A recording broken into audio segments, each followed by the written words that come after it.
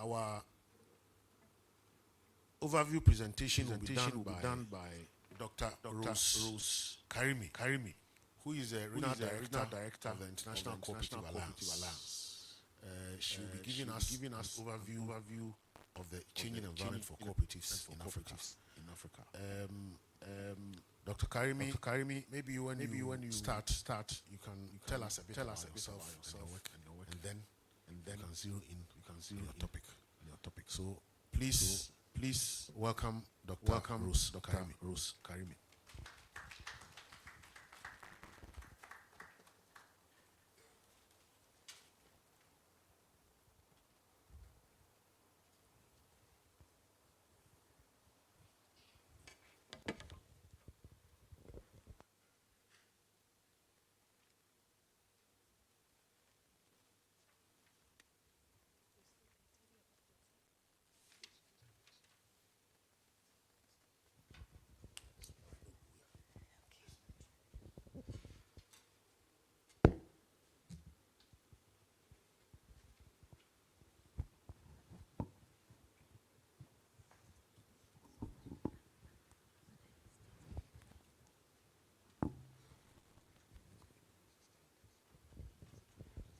So good morning.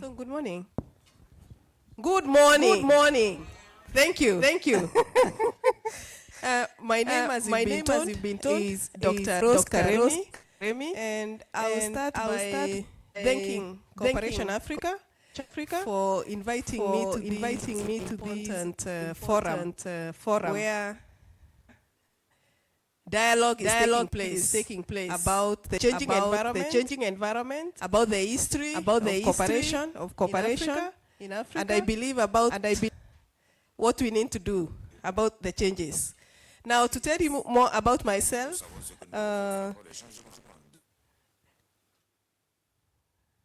I've been with cooperatives all my life. I grew up in a coffee farm. There was a coffee cooperative. Much as I didn't know the meaning of a word cooperative, at least I knew the characteristics of a cooperative. And that's how, with cooperative, I still had passion for COPs. So for my higher education, I was keen on the global coffee supply chain. Why is it that a cup of coffee in New York City cost so much money? Yet the small scale farmer. Thank you. The small scale farmer, and it happens that my name Karimi means a small scale farmer. So yet a Karimi, a small scale farmer in a coffee farm was earning so little. So that curiosity led me to study the global supply chains and how we can improve the income of small scale farmers in Kenya. Though now we can say in Africa. So that's more about me. Then I joined the International Cooperative Alliance because as you can see, right from when I was young, I was in a cooperative. So the question is, how do we position cooperatives in this changing world? That will be my topic for today. So I'll begin with an introduction. This is a world in transition. We have a global context that is so turbulent. Yet we have the cooperative advantage.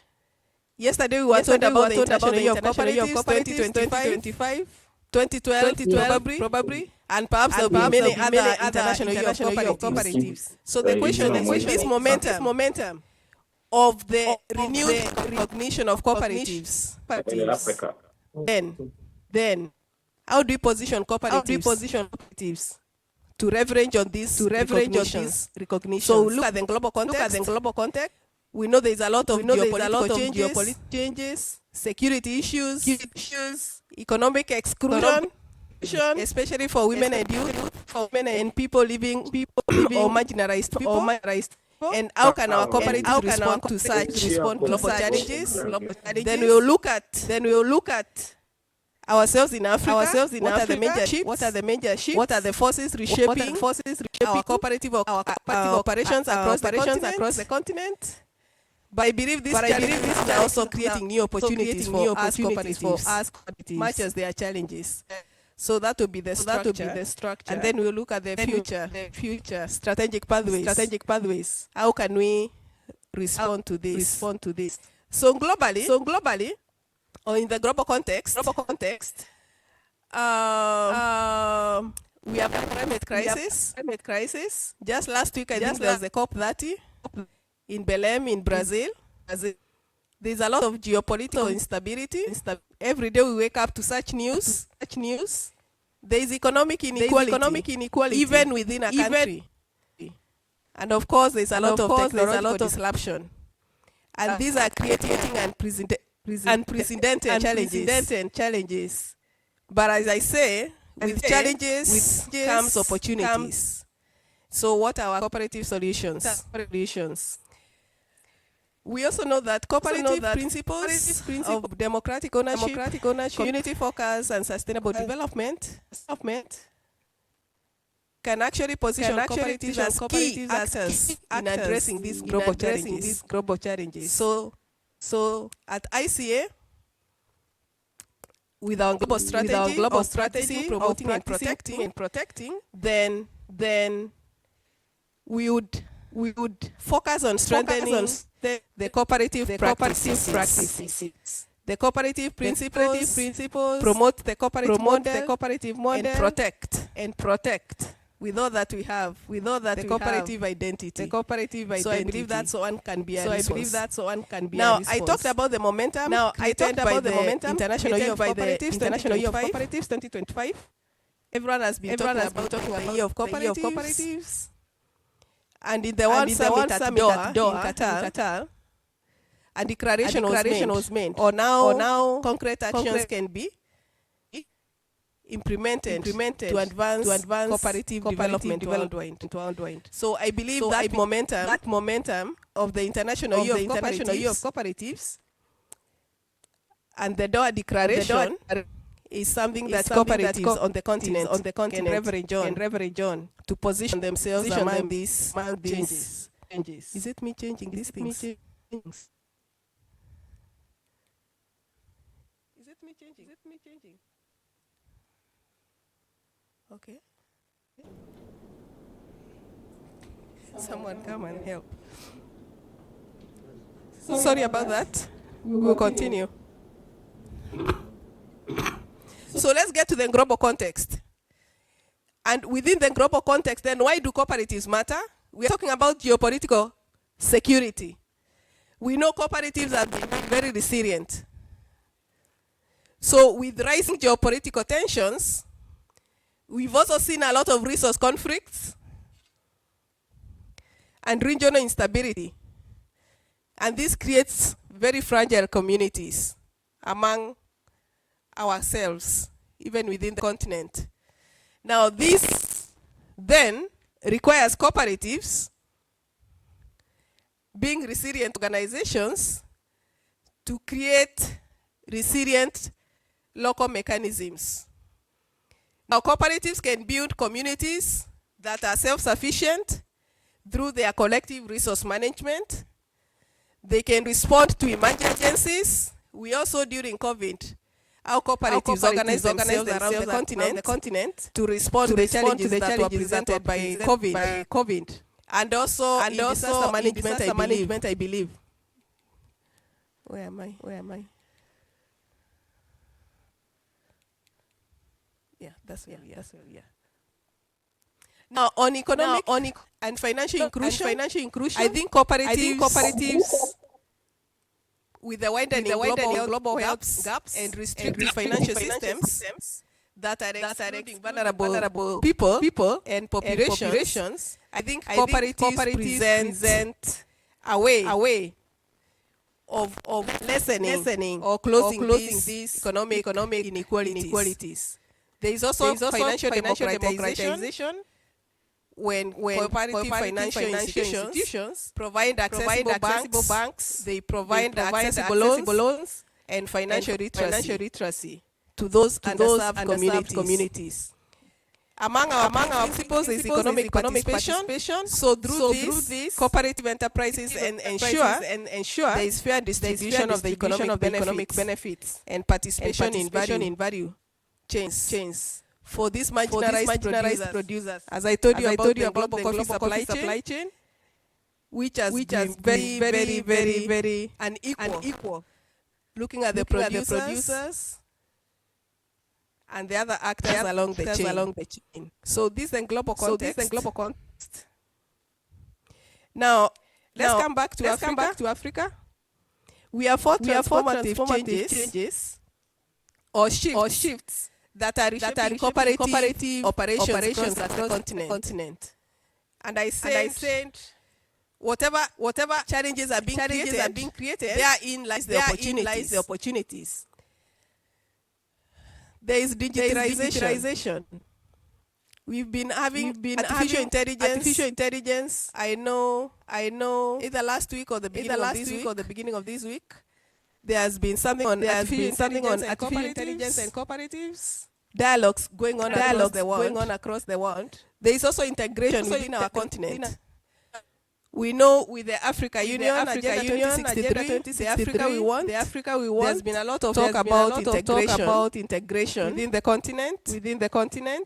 There is also climate and geopolitical pressures. Whatever is happening globally does not leave Africa alone. So cooperatives can engage actively in climate adaptation. I know we have cooperatives, coffee cooperatives that are in the circular economy, washing their coffee, recycling the water, and reusing that water again. So cooperatives are adapting to the climate. Having strategies and navigating even the geopolitical challenges and the extreme weather and crop failures. On governance and legal reforms, I think yesterday we heard something about the legal reforms. With the Pan-African model law, cooperatives or countries can then harmonize their cooperative policies and laws. And with continental integration, for me, this is something that the cooperatives have not really leveraged on. We know we have the Africa Free Trade Area or the Continental Free Trade Area, but as cooperatives, I think we are yet to see the opportunity in this Africa Free Trade Area. Cooperatives need to position themselves as vital contributors to such the continental integration and become vital contributors so that we can have inclusive growth, job creation and sustainable development across Africa. So these four shifts, the socio-economic, digitalization, the political pressures, the climate, governance and reforms, and also the continental integration, they are interconnected and mutually reinforcing. So we need to look at them together. And create position the cooperatives to be actors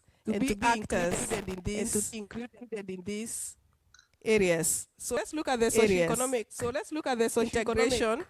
Integration.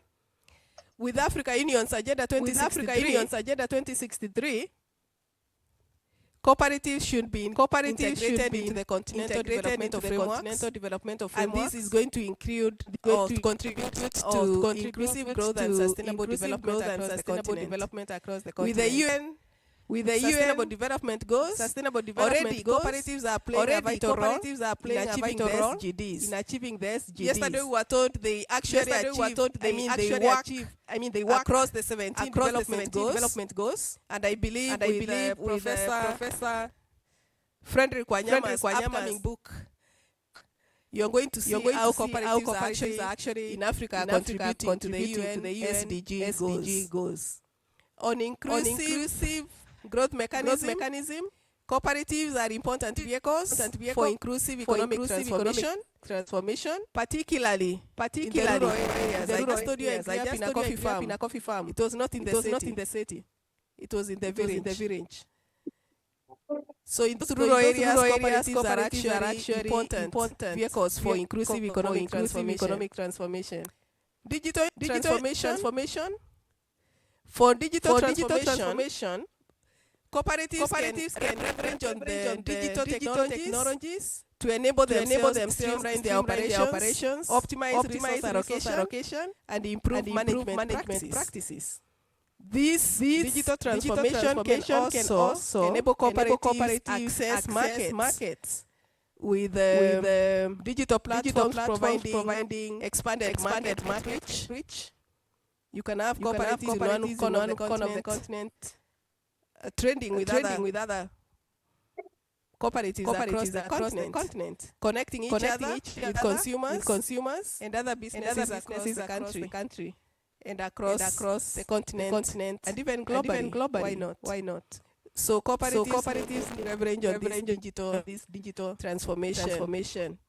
Even for member engagement, digital tools can enhance communication with members, facilitating participation in decision making. I think after COVID, we even have AGMs that were carried on via Zoom.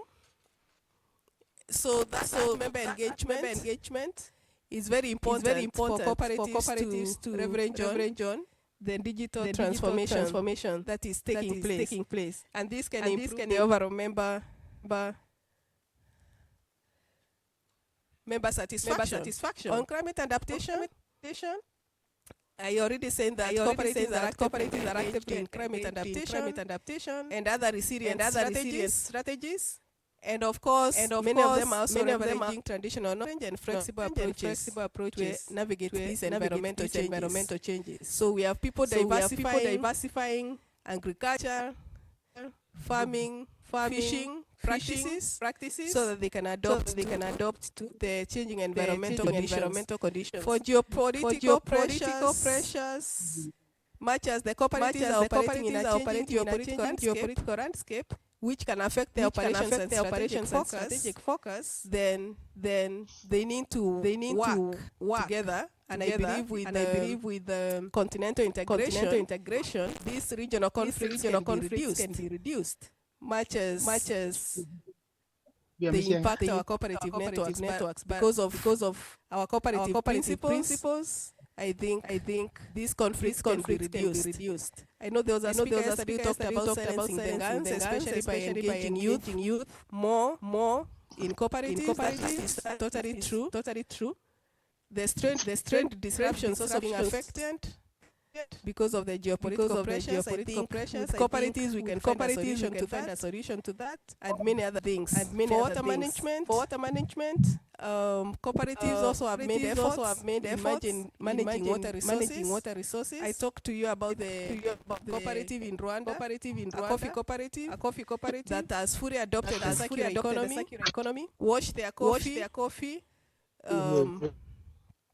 recycle the water, use it again. And of course, when it comes to resilience, cooperatives help communities to mitigate impact of climate change by putting resources and their knowledge together. I would dwell more on the governance and legal reforms.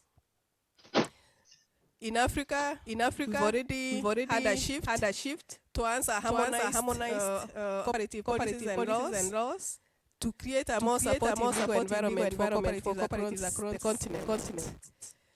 Now, yesterday the Monday was mentioned. I'll still mention it again today. There is also a lot of capacity building going on in the continent to ensure that cooperatives have improved management and governance skills and also technical skills. And to ensure that we have a regulatory balance between regulation and enterprise operation, hence preserving our cooperative identity since it's distinct from other businesses. Now these reforms aim to create a more supportive and legal environment legal environment, fostering self-regulation, and ensuring accountability, and balancing legal frameworks across the continent. Now, what are these key policy and legal milestones in Africa that we have achieved? We started with something we call the legal framework analysis to get a foundation understanding of cooperative registration across Africa. This legal framework analysis helped us to identify what the strengths, the weaknesses, and what areas were there for improvement across the legal frameworks around the continent. Now, this legal framework analysis was very instrumental in the Pan-African Parliament's Mondial Law development, because then from there it was identified that there was need to harmonize the legal frameworks, the continent. Now, the Pan-African Mondial Law, as you told yesterday, it was adopted in 2024 July during a third ordinary session, and it aims to harmonize cooperative registration across the continent, and it's a member-centered approach with eyes on regulatory philosophy. That means it's a flexible regulation that each country or each nation can adapt to their context. And then we also under our 14th African Ministerial Cooperative Conference in October in Nairobi. This is a forum that happens every 3 years with the cooperatives in charge with the ministers in charge of cooperatives across the continent coming together to dialogue and think through a cooperative development across the continent. So during this 14th African Ministerial Cooperative Conference, a declaration was made. This declaration, there are some resolutions that ministers signed should be the priority on cooperative development for the next 3 years. It was endorsed by 15 ministers from across the African, and the theme of this 14th African Ministerial Cooperative Conference was intentionally chosen to be from commitments to action. Remember, this was the 14th one. So meaning we have had one all the way to 13. And every 3 years, ministers commit. Now, the question we needed to ask was, have you acted on what you committed? So that's why this was from commitment to action for sustainable cooperative development. And what's the collective impact of this framework? The aim is to create a more supportive and harmonized environment for cooperative development across the continent, enhancing the institutional capacity and promoting self-regulation. I said I'll talk more about the legal framework. We covered 18 African countries between November 2018 and May 2021. And here the researchers were synthesizing the national reports. Or they were looking at the 18 countries, and then from the 18 countries, from their national reports, then we came up with a regional analysis. And what was the objective? Just a general knowledge of national cooperative registration. Then evaluating whether those national registration support or hinders cooperative development. And that's a key one. Whether they support or hinder. And then provide recommendations for improving legal framework. We are talking about the world changing. So if the environment is changing, meaning the legal frameworks or whatever registration exists needs to empower the cooperatives to navigate through those changes. Now, if that legal registration or policy is instant choking the cooperatives, or rather it is not changing as the environment is changing, then it means the cooperatives cannot adapt to whatever changes are happening. That's why the Legal Framework Analysis as a foundation, then it was suggested that we needed a more flexible, harmonized cooperative law across the continent. What were the key findings? There was need to strengthen the self-regulation provisions for cooperatives. There was need to ensure accountability of members and leaders firmly established. And there was need for balanced regulatory frameworks to allow cooperatives to operate as free enterprises. And I believe that was the autonomy that we are hearing from the speakers yesterday. And preserve the cooperative identity, very important. Because cooperatives are distinct from other businesses. They have attempted to put a map of Africa with the places where the Legal Framework Analysis was done. And the good news is this was only 18 countries. I think next year we are going to have a Legal Framework Analysis from a number of other countries, so that we can have a more representative analysis of the legal frameworks across the continent. Now, what the significance of this LFA? Now, the findings were instrumental to enrich the development of our Pan-African model law, Pan-African Parliament model law on cooperatives. And they continue to serve as a basis for advocacy recommendations. Now, for the Pan-African model law, I think it was talked about yesterday. What it is a harmonized legislative framework adopted in July 2024 to guide cooperative law development across Africa, and it was launched during the Africa 14th Ministerial Cooperative Conference in Nairobi. Now we know launching is one thing, operationalizing it is another. So I think that's where the big work remains. We've launched, yes. What we need to do now is to operationalize the same. And the purpose, I've said what it is development of either new cooperative legislations where none exist. From the legal framework analysis, we also found that there are countries where cooperative registration do not exist, or review the existing ones. Why do we need to review? Because we are saying we are operating in a changing environment, and we cannot stay without adapting to whatever environment changes. When did it begin development? I think that's history from 2019 through discussions, and then the nature is a soft law. As you told yesterday, is flexible. It's a flexible instrument that the African Union member states adapt to their national context, and it addresses general provisions, regulation, and management, membership, financial management, and even dispute. And the key principles is member-centered, with eyes on, hands off. A regulatory philosophy promoting cooperative identity and values. And the application provides a guide for countries without legislation, and a framework for even improving the existing laws. I've talked about the ministerial conference. Probably I can speak about the declaration. The key commitments were to improve policy frameworks. So even during this 14th African Cooperative Conference, the legal framework is still something that the ministers are interested in doing to strengthen legal and policy environment for cooperative development across the continent. Foster collaboration is another key one.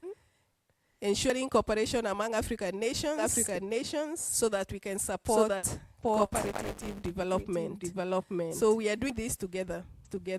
And then another commitment was to implement the recommendations. So to execute the key recommendations, not only to recommend, or not only to commit, but to put them into action, so that we can advance cooperatives and definitely to strengthen the movement by building a more inclusive and sustainable cooperative sector across the continent. Now, what's the strategic significance of this? This declaration, of course, supports the implementation of the International Cooperative Strategy, aiming for a more dynamic and inclusive cooperative growth. And by coinciding with the launch of the Pan-African Parliament model on cooperatives, then I think together we are creating a harmonized approach to cooperative development.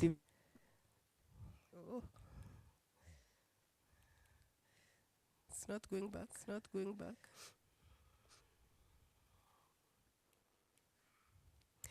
So what do I see as the future strategic pathways for cooperatives in a changing environment?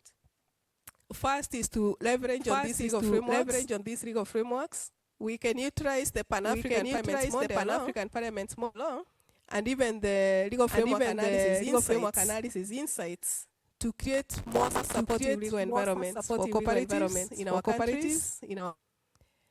The other thing is to enhance capacity, strengthen governance and technical skills. I think governance many times been cited as a weak spot in our cooperative development. So by strengthening governance and technical skills, we can address the challenge confronting cooperatives by turning them into opportunities, especially even climate change and food insecurity.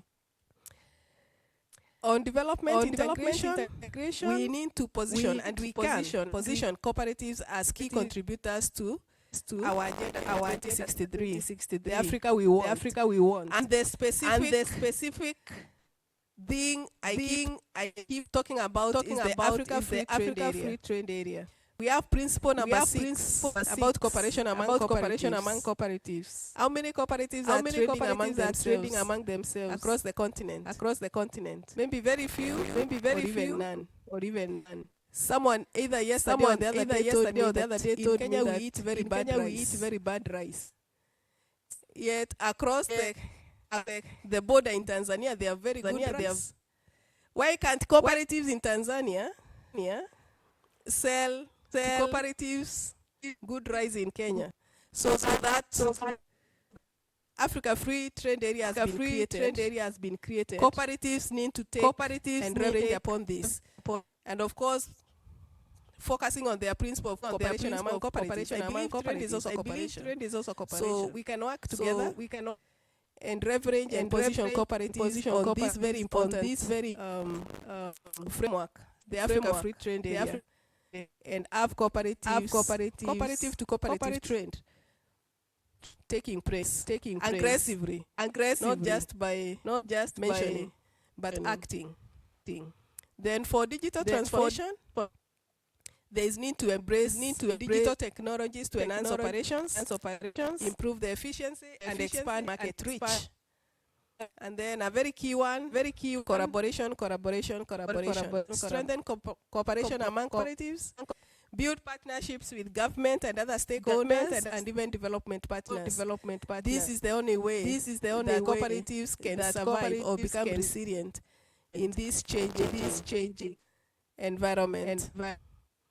Now, these pathways collectively support the implementation. Sorry, those years are wrong. Of the development strategy, cooperative development strategy, aiming for a more dynamic and inclusive cooperative world. Cooperative growth. Sorry. In conclusion, I think we need to believe in ourselves as cooperatives, being the Africa's transformation engine, because cooperatives are pivotal to Africa's sustainable future, serving as engines for socio-economic transformation and inclusive growth. Let's leverage on all those frameworks we've seen to create enabling legal environments for our cooperatives to advance inclusive growth, because cooperatives are unique and they can foster economic participation of everyone and create resilient communities. So moving forward, strengthen the institutional capacity, leverage the legal frameworks, integrate cooperatives into the continental development initiatives like the Free Trade Area, then foster collaboration and partnerships among stakeholders. And the reason is because cooperatives are not just economic models, they are a pathway to a more inclusive, sustainable, and resilient, peaceful Africa. And before I finish, We mentioned about the International Year of Cooperatives. Cooperatives have been recognized. Cooperatives have been put up there in the platform. So from me to you, let the year 2026 and beyond be a year that we are going to transform this recognition into impact and strategy of sustainable cooperative development for Africa, and of course for the entire world.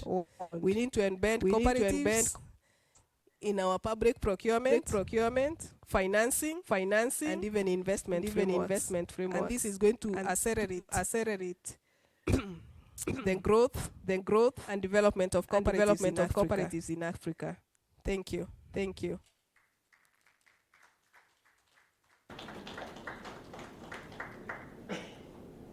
very much, Dr. Rose Karimi. Before we move on to the other speakers for the night, we will take a few questions. We have just 5 minutes for question and answer. So if there is any burning question that somebody wants to pose to Dr. Karimi, we'll take it before we listen to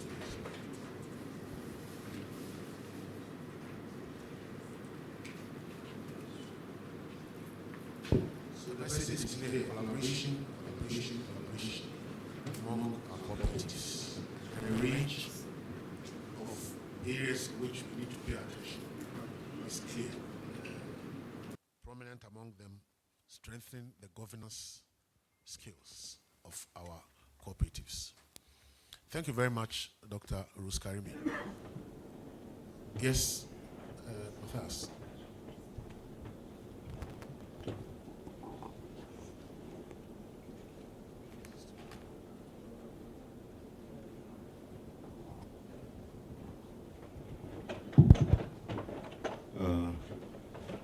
Thank you, Madam Director, for a very insightful and detailed presentation.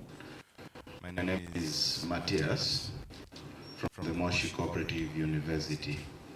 And I just have a question, and it is actually following up some of the issues that we've started addressing from yesterday itself. We have ICA Africa, which is in accordance with the African Cooperative Development Strategy 2023, is ICA is placed as a hub for cooperative development in Africa. Now, from yesterday's Professor Wanyama's presentation, there are a series of studies that are carried out all over Africa. I know ICA operates under its strategic region, sub-regional centers. But today, again, in your presentation, you've mentioned about legal framework analysis, which is also part of what ICA does for the sake of understanding some of the legal issues and the need for addressing them. Now, I look at 18 countries, and I try to look at the map of Africa, trying to understand how big Africa is. Now I think we are 54 states. And you're talking about a possibility in the future, maybe next year, to have also legal analysis, legal framework analysis. What is it that the ICA is doing now to ensure at least maybe three-quarters of Africa is covered? That is my question, because, thank you. Thank you, Dr. Matthias. That's a very good question. 18 countries out of 54 is a small percentage. But I would say that we have to start somewhere. And just like Professor Wanyama answered yesterday, we began with a few countries just to find out what the environment is like. And right now, as we speak, we are moving on to more countries. We've actually worked on the methodology, like improved the methodology. So we expect to expand this further. Could be another 18. make them 36, and probably after some time another 18, until we ensure that this is covered. But that's very important insight that the continent is big, and we need to do what we can to ensure that we cover it. Thank you. Thank you. Any other? Otherwise, we'll move to the next speaker.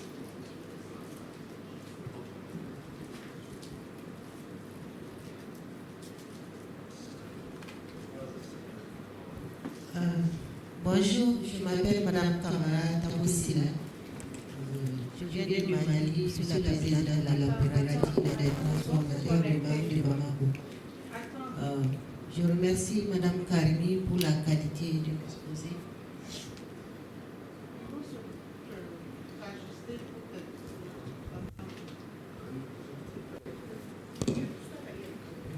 Excusez-moi.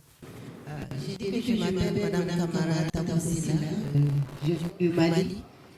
Je suis la présidente de la coopérative des transformateurs de mangue de Bamako. Je disais que je remercie Madame Karimi pour la qualité, la clarité de l'exposé. Maintenant, j'ai deux petites questions.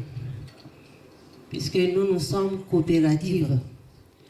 Lors de l'exposé, Madame Karimi a parlé des plateformes digitales qui peuvent permettre aux coopératives d'accéder au marché.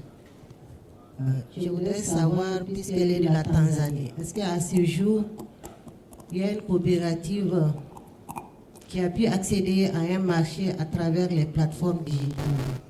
Si oui, est-ce qu'on peut avoir les contacts de la dite coopérative? La deuxième question, c'est par rapport à la ZLECAf. La ZLECAf, normalement, devait permettre des échanges de façon libre, pas seulement entre les coopératives, les entreprises en Afrique. Mais nous, en tout cas, en Afrique occidentale, au Mali, jusqu'à ce jour, on n'a pas eu de cas concret de libre d'échange à travers la ZLECAf.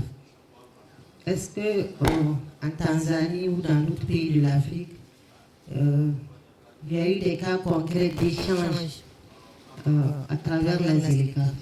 Je vous remercie.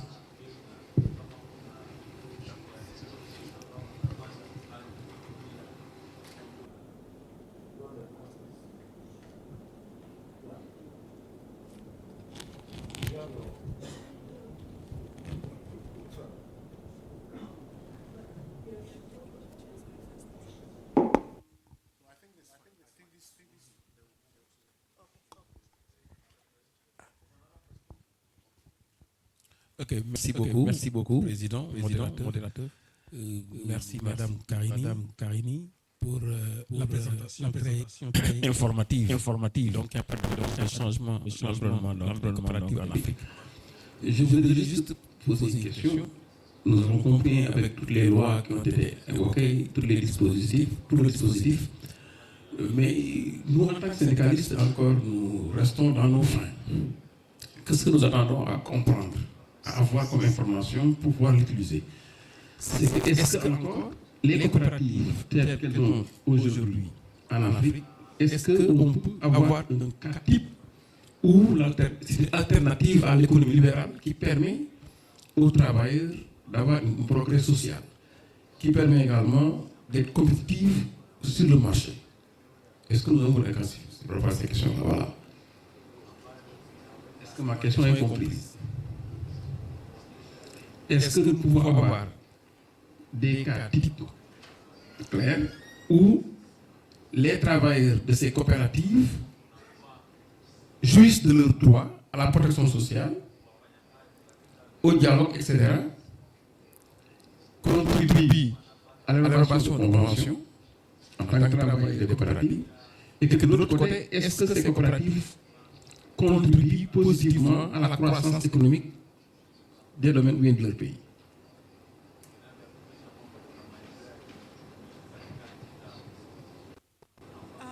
Is it referring to Waka Corps?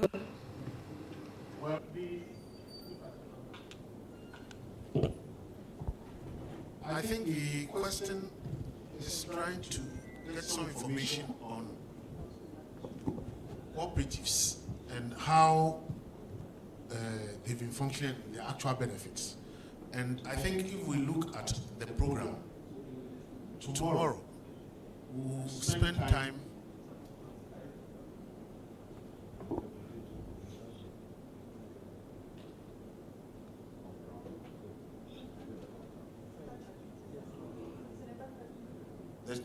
there's no interpretation. Is there now?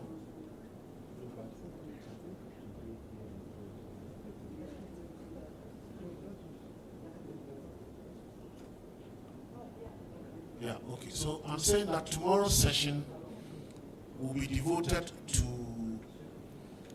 presentations from cooperatives themselves. Tomorrow is cooperative self-organizing in Africa. And I think that's when we can find out exactly how cooperatives benefit, organized as such. So, Dr. Rose, I think that question can be answered by tomorrow's session. So if you can focus on the earlier questions. Thank you, moderator. My sister from Mali, I hope you came with some mangoes for us. We'd like to taste Mali mangoes. Thank you. When it comes to cooperatives using the digital platforms, we have many examples, though in Africa, we may have the financial cooperatives, probably communicating or even having their members transact via the digital platforms. But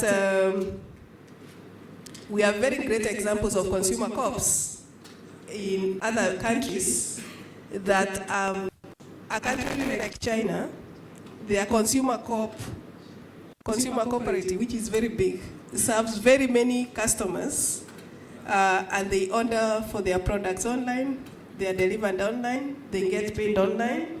So these are best practices that we can learn as Africa. And I know we have probably Professor Gicheru is going to let us more about whether we have strong consumer co-ops in Africa, which I believe, if they exist, they are not very big. And for me, this is an area where we can have the consumer co-ops and the producer co-ops collaborating to ensure that there is market access for the producers and to ensure that the consumers get quality, affordable products for their cooperatives. I think the other part was on the Continental Free Trade Area. That's the one I'm saying cooperatives are an opportunity to leverage on the Continental Free Trade Area, which I believe even today, I haven't seen a cooperative that has leveraged on that. But I believe that comes from even a policy level. We need to work with the African Union and see how cooperatives can also be included in working on those frameworks for the Continental Free Trade Area as actors, and not only actors, but principal actors in that economic space. I think there's a lot of work to be done, but the beauty is that the will is there and you can do it. Thank you.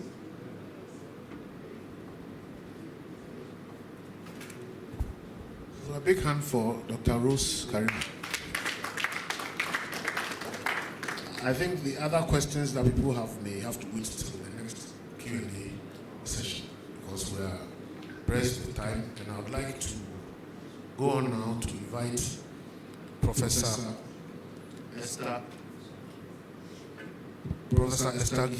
Gicheru, who is the Deputy Vice Chancellor of the Cooperative University of Kenya and also a co-chair of Cooperation Africa. Dr. Gicheru was to address us yesterday, but the place was taken by Dr. Matthias because she wasn't here. She couldn't get here because of travel problems. So, Dr. Gicheru, Professor, you have the floor.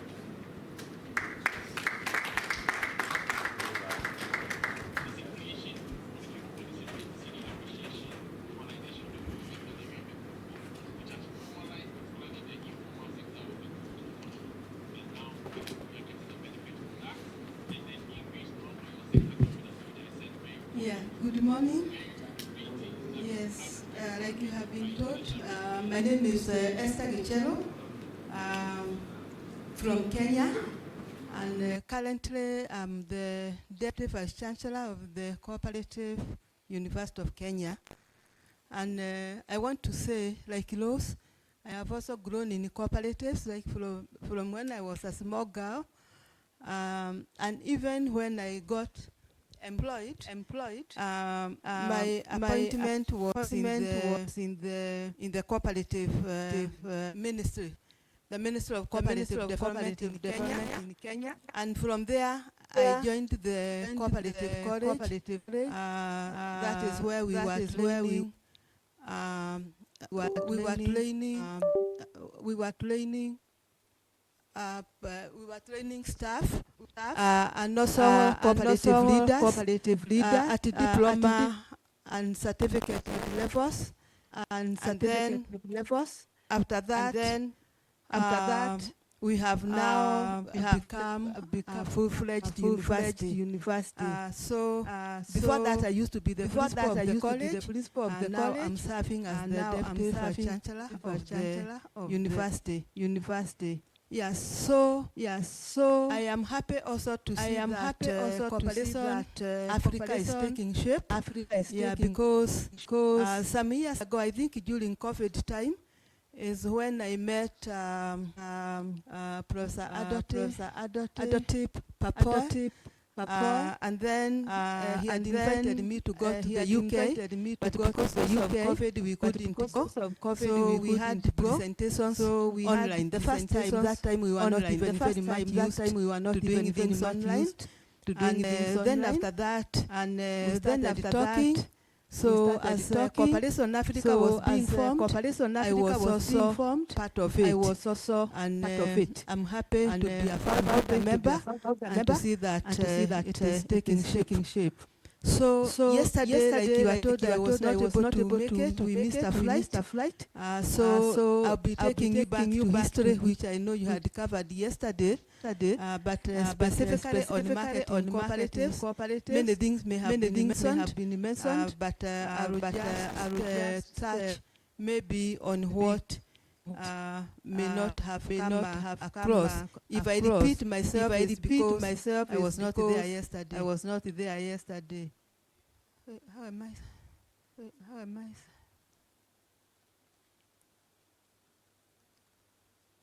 Is it? It's not responding. It's not responding. Can somebody come and see why it's not responding? Oh, it is. It has. Yeah. So my presentation is going to be based on a literature research that we did revise some literature just to see how marketing cooperatives have evolved over time in African countries. So we took sampled countries.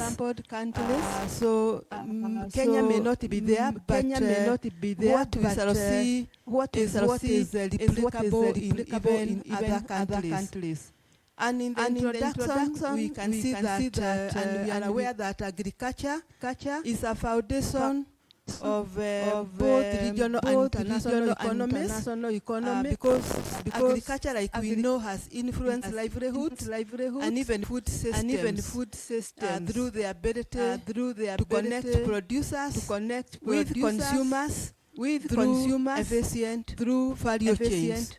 So agriculture has been playing a very key role. Internationally, agriculture marketing cooperatives have been crucial in transforming agricultural economies since the 19th century, emerging as democratic and member-owned institutions that harness market failures and increase economic engagement. We see cooperatives in international competitive markets have to be sustainable on internal strategies to be business viable, managing volatility shock to respond to the economic and social needs of the members. Just like it was mentioned, cooperatives have both economic and social needs.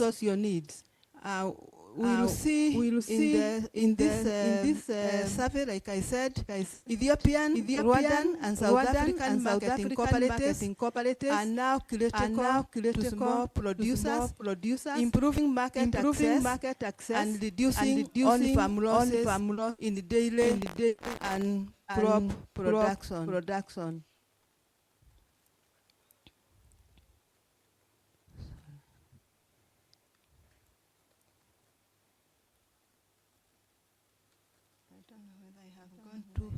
Too far.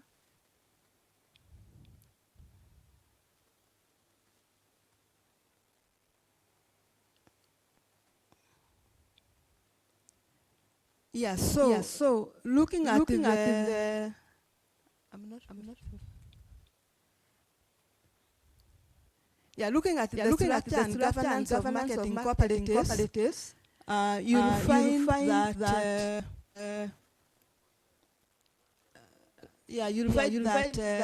structure, the governance structure of a cooperative, you find the AGM at the top there, and then you will find the management committees, and then you find the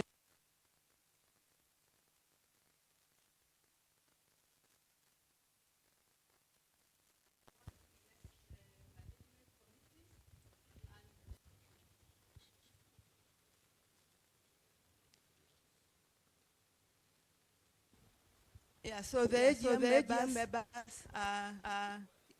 elect the management committees and gives it a mandate. Then the committee hires the management to run the operations, and management hires the staff.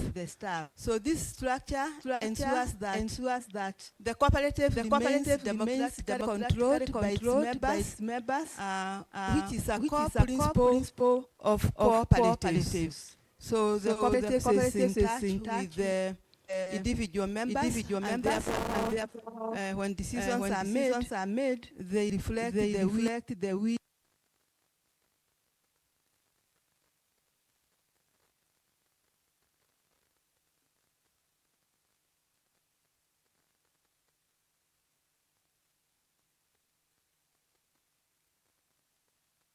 Yeah, so in this study, the study that we found on marketing cooperatives is that challenges in African cooperatives include governance and relative economic performance, which need enhanced member engagement and innovative approaches to participate in the value chain.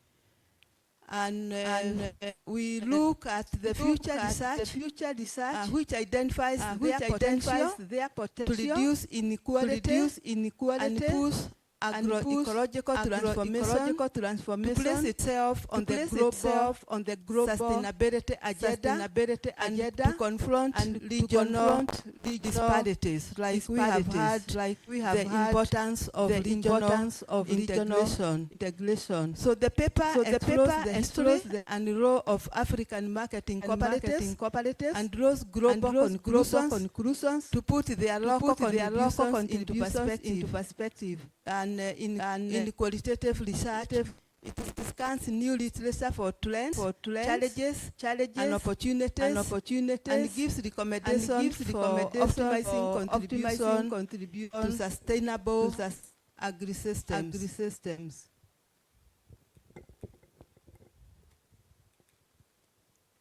So the cross-cutting themes that we found in this study is first of all, theme number one, sustainability. And sustainability is of concern since cooperatives adopt practices like circular economy models. Dr. Karimi mentioned that to optimize resource utilization and reduce wastage.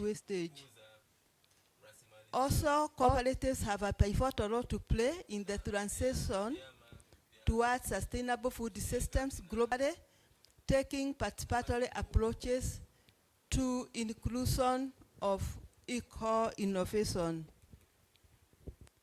And we have given some examples here. Just like we said, even though we are talking about African marketing cooperatives, but it is also good to benchmark with other countries which have done well in these areas, especially the area of sustainability. For example, Mexican and Nicaraguan coffee cooperatives integrate agroecological methods. And then we have also the South African cooperatives, which promote water efficient systems. Qui promote un système de gestion des ressources en eau et les transformation of agriculture, because that is the future. If we continue practicing traditional agriculture the way we have always done, this is not sustainable.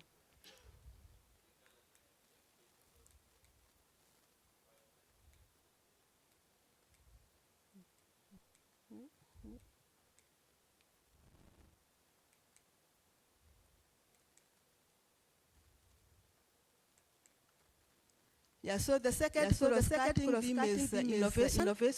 And here, innovation drives cooperative competitiveness. And marketing cooperatives across the globe are adapting digital tools and green technologies to fuel marketing and production. And systematic reviews indicate how agri-food cooperatives apply innovation strategies and indicators to measure progress such as reducing environmental impact and enhancing farmers' incomes. And here the global lessons, we can look at the case of Iranian wheat cooperatives as a benchmark, which use collective processing to reduce waste. And they have done that very successfully. Then African cooperatives are gradually adopting mobile-based platforms for supply management. And also innovation ensures resilience, particularly against market volatility and climate shocks.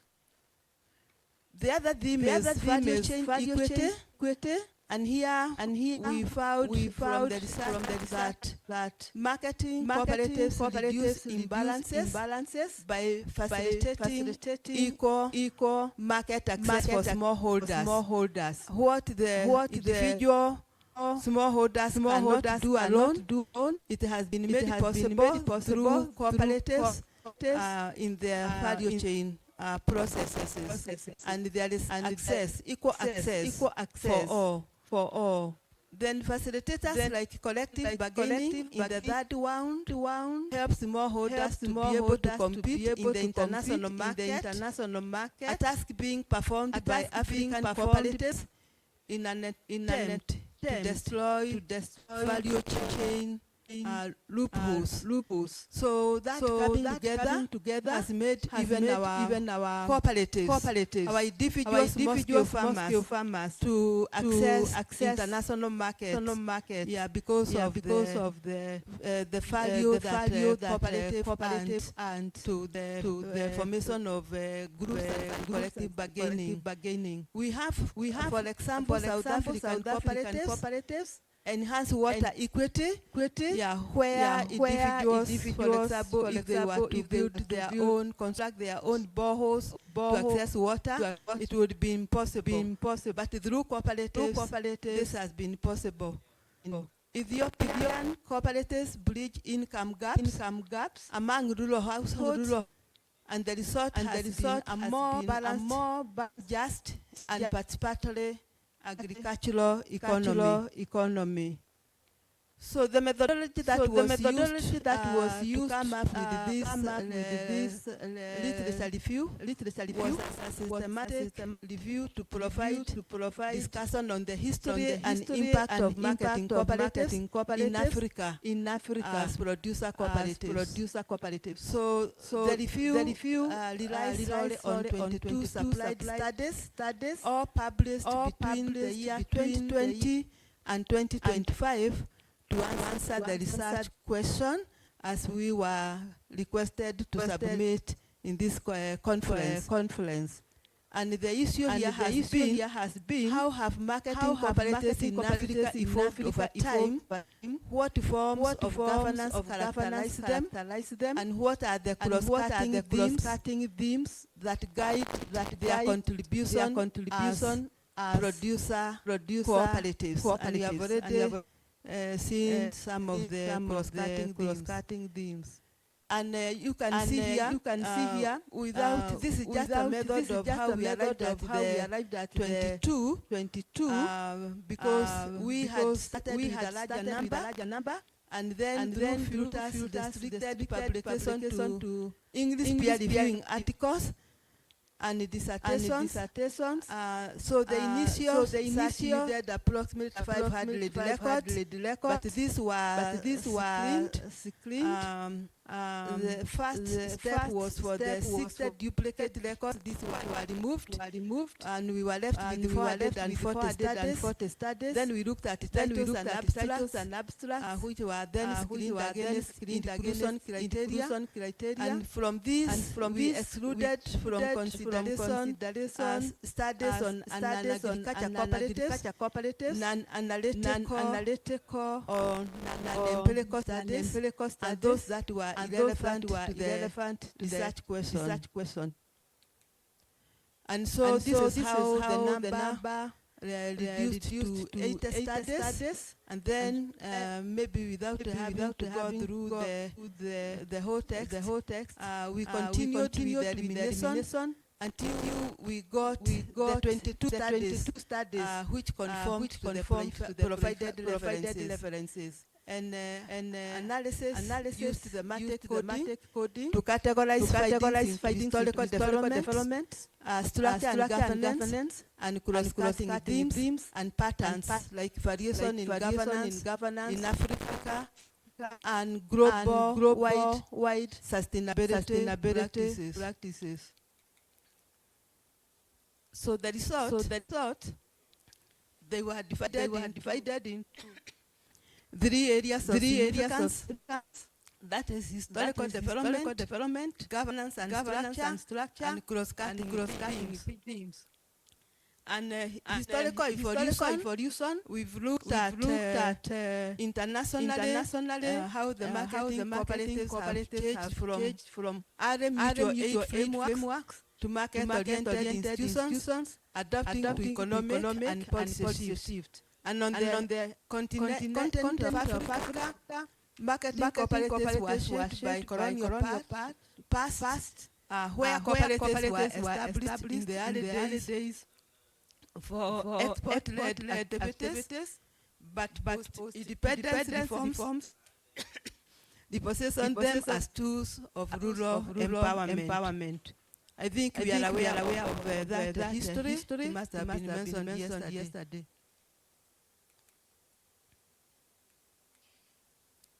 Then governance and results. We noted that good governance structures lead to cost savings and market competitiveness, but variations in participation by members influence outcomes. Looking at Ethiopian cooperatives in African continent, it was an evidence that good member participation, as we saw in a part of the study, enhances governance, which leads to better negotiation at the market level and access to inputs. We also saw poor leadership continues to be the governance issue in regions such as northern Ethiopia, whose economic performance is irregular across cooperatives. So we saw the issue of governance is very important. In South Africa, irrigation cooperatives highlighted governance as a critical element in accessing water and the market through training gaps.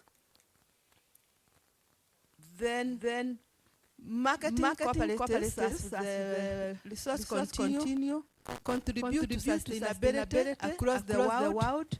through the implementation of circular economy principles that involve reducing waste in agro-industrial systems. And they also enable sustainable food system by eco-innovation, like coffee cooperatives in Nicaragua and Mexico, and offer examples for replication in Africa. South African marketing cooperatives also improve water security by sustainable irrigation in Africa, and thus increase the productivity of smallholders. So the findings Alors, pour les résultats, historical adaptation and lessons and marketing cooperatives historiques, les coopératives and in Africa, evolving from Nigeria mutual aid schemes to modern organizations addressing market failures. pour pouvoir relever les questions liées from colonial tools to farmer-owned cela avec les coloniaux, organisations qui ont coopéré sur l'Éthiopie et aussi les provisions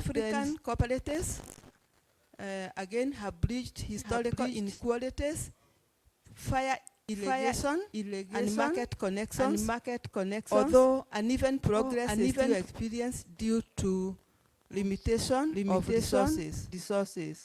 Malgré la limitation le manque des ressources et la question de gouvernance at a global level, socio-capital enhances governance.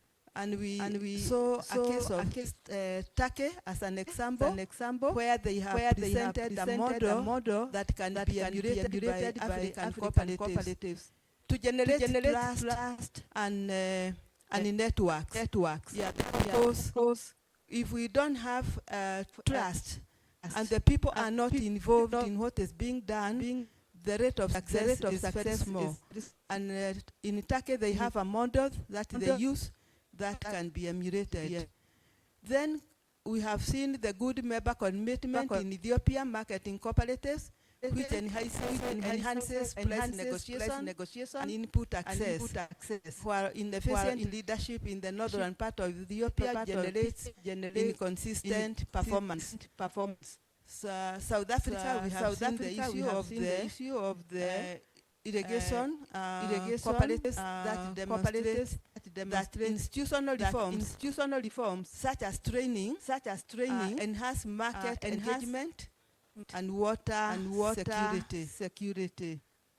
And then on the sustainability and innovation at the international level, agro-industrial cooperatives reduce waste and maximize resources. And we have seen the example of Mexico and Nicaragua coffee cooperatives. Then the innovations such as in Iran's collective processing reduces losses on the farm. And that is one of the areas where members or farmers, when working on their own,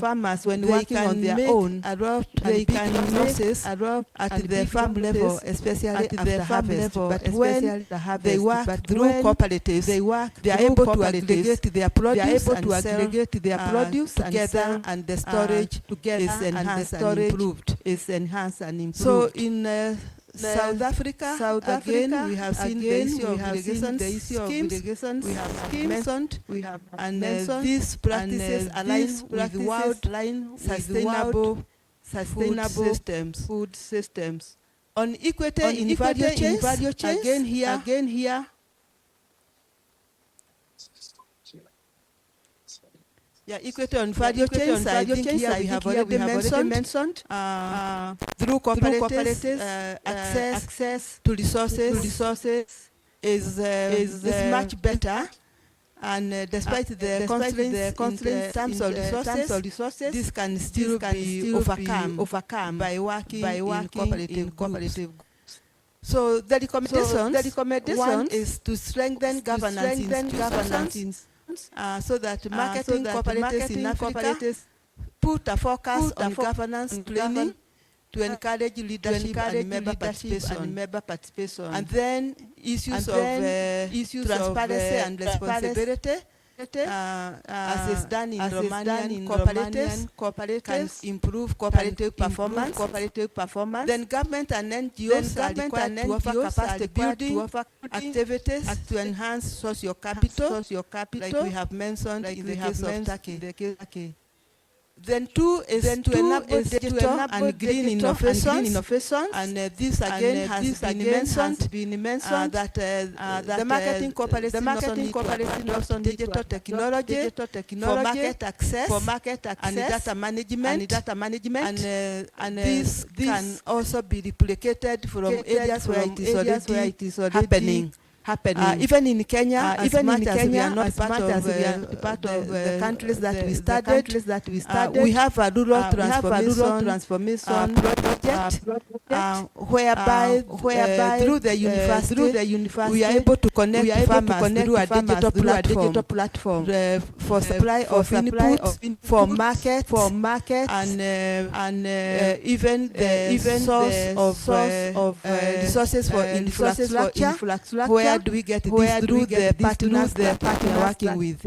And so those are initiatives that can be replicated. And then the policy support for eco-innovation, for instance, through circular economy strategies that also will enhance sustainability. Increase value chain equity.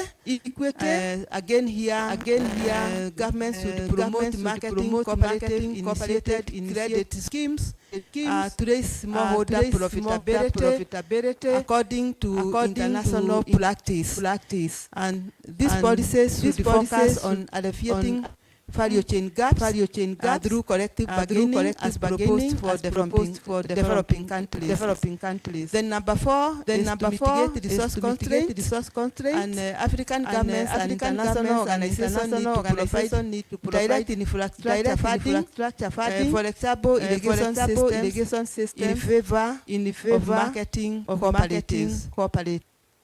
So in conclusion, marketing cooperatives, being producer cooperatives, have shown worldwide importance in reshaping agricultural systems. Their ability to construct democratic governance and social capital possessions then is a key component of resilient food systems across multiple contexts ranging from Europe to Latin America. And marketing cooperatives also reduce expenses, improve pricing power, and enable value chains based on fair value globally, serving as a model for inclusive agricultural development. Looking at Africa as a region, marketing cooperatives have a unique signature. We have that evolution from the colonial devices to farmer-owned organizations targeting rural poverty and food insecurity. They improve smallholder livelihood. We have seen the cases of Ethiopia, Rwanda, and South Africa through enhanced access to market. Africa's marketing cooperatives possess transformational potential, but require specialized intervention to maximize overall impact.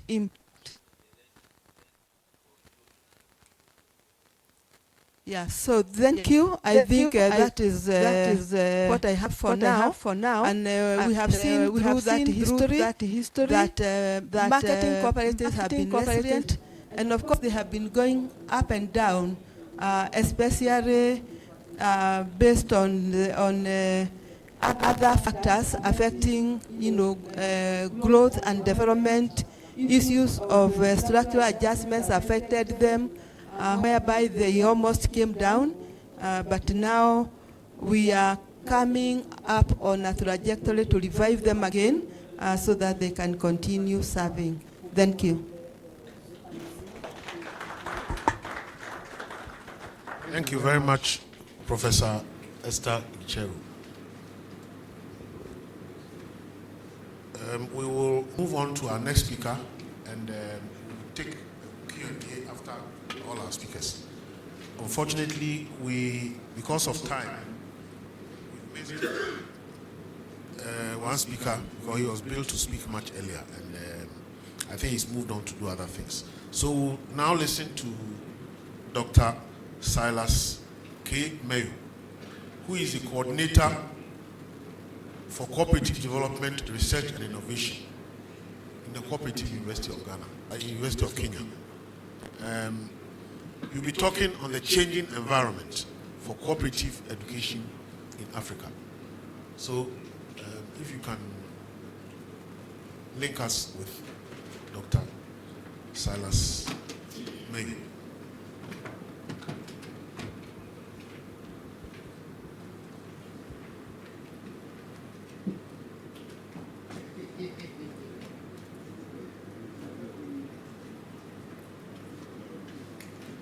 Yeah, thank you. Thank you very much.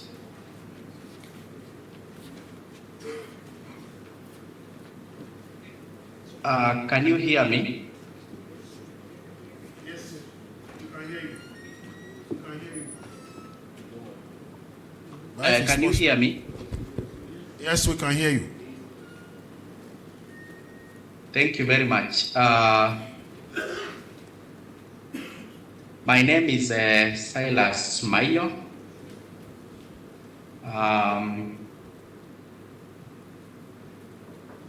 As has been introduced, I'm the coordinator research and innovation at the Cooperative University of Kenya, and also a member of faculty in the School of Computing and Mathematics in the same institution. And in addition to that, I'm also the executive chairperson of the Africa Cooperative Consortium. I'm delighted to be part of the speakers in this very important conference. I'm also happy to see that some of the discussants in this particular international conference are also members that we are affiliated in various forums. I can see Professor Gisheru there, our Deputy Vice Chancellor. In the meeting, I can also see we have some of the directors of the AfriCOP Consortium, and I'm very much delighted. So basically, I will start by saying my background has been before working or interacting with the cooperative movement. I happen to be in the Ministry of Education. And around 10 years ago, that is where my passion started inclining to the cooperative movement. And for the last 10 years, it's been quite interesting working with the cooperative movement in Africa, especially supporting the cooperative movement and the communities, especially trying to enhance operation systems powered by technology, bringing in my background in scientific computation and technology in general. And that has been quite interesting, having championed a number of projects. Some of the projects have been alluded to, where we have technology driving marketing agricultural cooperatives, and also systems that are helping in mining data across Africa. So my topic today will be the changing environment for cooperative education in Africa, and all of us. So I will be discussing about it.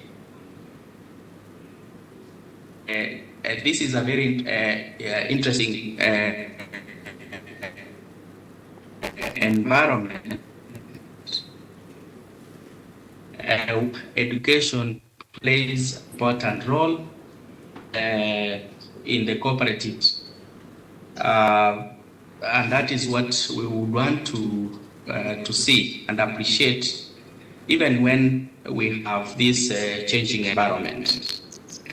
So the outline here is I'll look at the landscape of the cooperative education in Africa, just to appreciate where we've come from, and then dive into the key dimensions of transformation in cooperative education in Africa, of the cooperative movement. I will also look at the emerging challenges and concerns around the cooperative education training in Africa, and then propose a future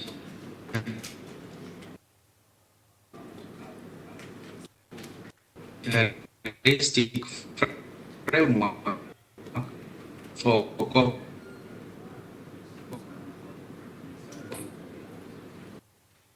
when you look back, because Africa shares the historical perspective of in cooperative development, during the pre-colonial period, the early informal tradition, before the formal cooperatives were established, the African societies practiced cooperations. Different communities actually practice cooperations wherever they were. And you remember, we recall in West Africa, we have the Isuzu or Esusu as societies or cooperative, that is cooperation. You can recall the Ujamaa in Tanzania, where communities and societies were coming together for cooperation. In Kenya, we had Harambee. We also had Ubuntu in southern part of Africa. So what I'm trying to say is that indeed there were cooperative societies in those early informal traditions. And these systems relied on informal education. So there were informal education even before formalizing this into cooperatives. Knowledge was transferred orally. If you recall, that different communities will also use their own domesticated systems to inform themselves, to educate themselves, and to advance their course in cooperation. There was a community mentorship programs passed from one generation to another as a way of disseminating information to new entrants in their cooperation. So therefore, if you then come closer, that is now the colonial time period, 1900s to around 1960s, during the early cooperative ordinances, which really appreciate that some of which have already been alluded to. Here, you reflect on that, you realize education was minimal. There was a lot of minimal in terms of education because of the colonial era. And therefore, even as it were, the minimal education was basically often designed to enforce compliance rather than empowerment. So the masters during that time basically crafted that education systems just to ensure that there is compliance with the systems of governance then, and therefore it was not mainly for empowerment. So what I'm trying to say is that cooperative education was limited to just basic bookkeeping, just trying to count money and also produce handling issues of administrative tasks like passing information, keeping records in a cooperative society, such as names, the member list, and all that. So that was very, very minimal to some extent. We look at that particular period, the key cooperative laws coming into effect. And these cooperative laws started to shape early cooperative education structures. I want to appreciate three which were very critical.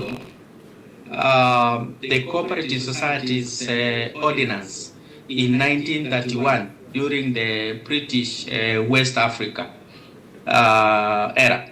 So this was a foundation of trying to formalize educational structures within the cooperative environment.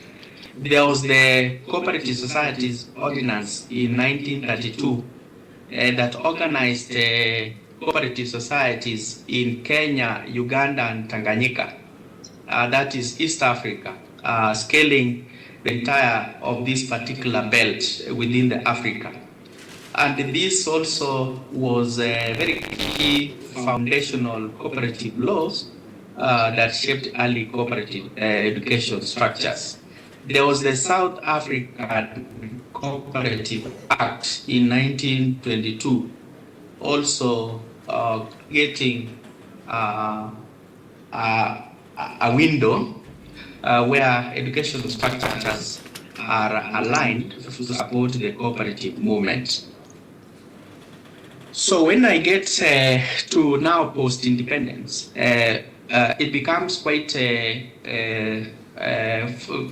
expansive during the post-independence. In 1960s to around 1980s, we've seen cooperative education taking a more formal, a more of developmental role in the cooperative movement. So we now see ministries of cooperatives being established across Africa because this is now independence, and government starting to realize that cooperatives plays a key role, not just to the masses, but also to organize countries' economic development and the social factors. So the national training centers were created to train cooperative officers and managers as a way of trying to ensure that the capacity of the cooperative officers and the managers of these cooperative societies have some formal skills on issues of governance, the leadership of these cooperative societies. During this time, also curricula began to include cooperative values, leadership, and governance. And you recall in this particular era, just after independence, we see now institutions being established. The cooperative training schools, such as the Cooperative University of Kenya, we have the Uganda Cooperative College, we have Moshi Cooperative College, we also have other institutions across Africa. So these cooperative training schools and university programs started coming up in Tanzania, Kenya, Ethiopia, Ghana, and many other parts of Africa, just to ensure that we have relevant programs to support the cooperative. Now, but at the back of the mind, we ask ourselves why this cooperative education in Africa, why does it matter?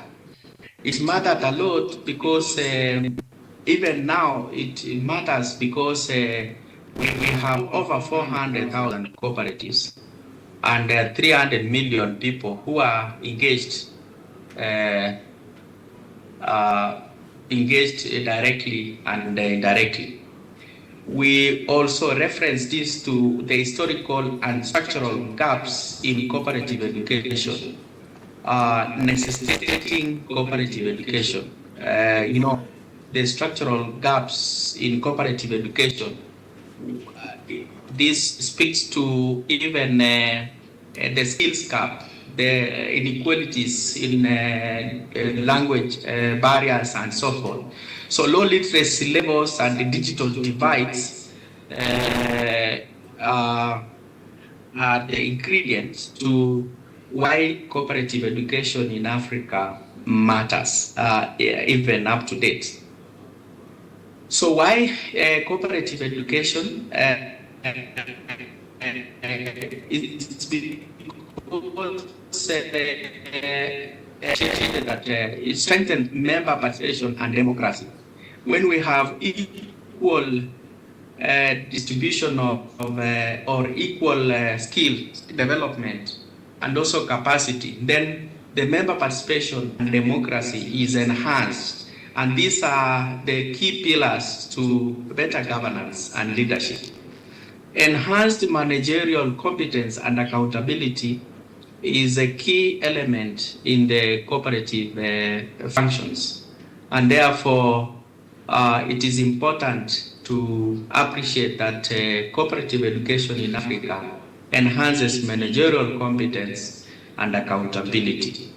It also promotes entrepreneurship and innovation, where members are more enlightened and have competent skills. And then the entrepreneurial and innovative creativity is enhanced, and therefore even their production and also the general well-being of cooperatives is taken care of. So it also fosters financial literacy and public awareness. Cooperatives are public entities for people, organizing people.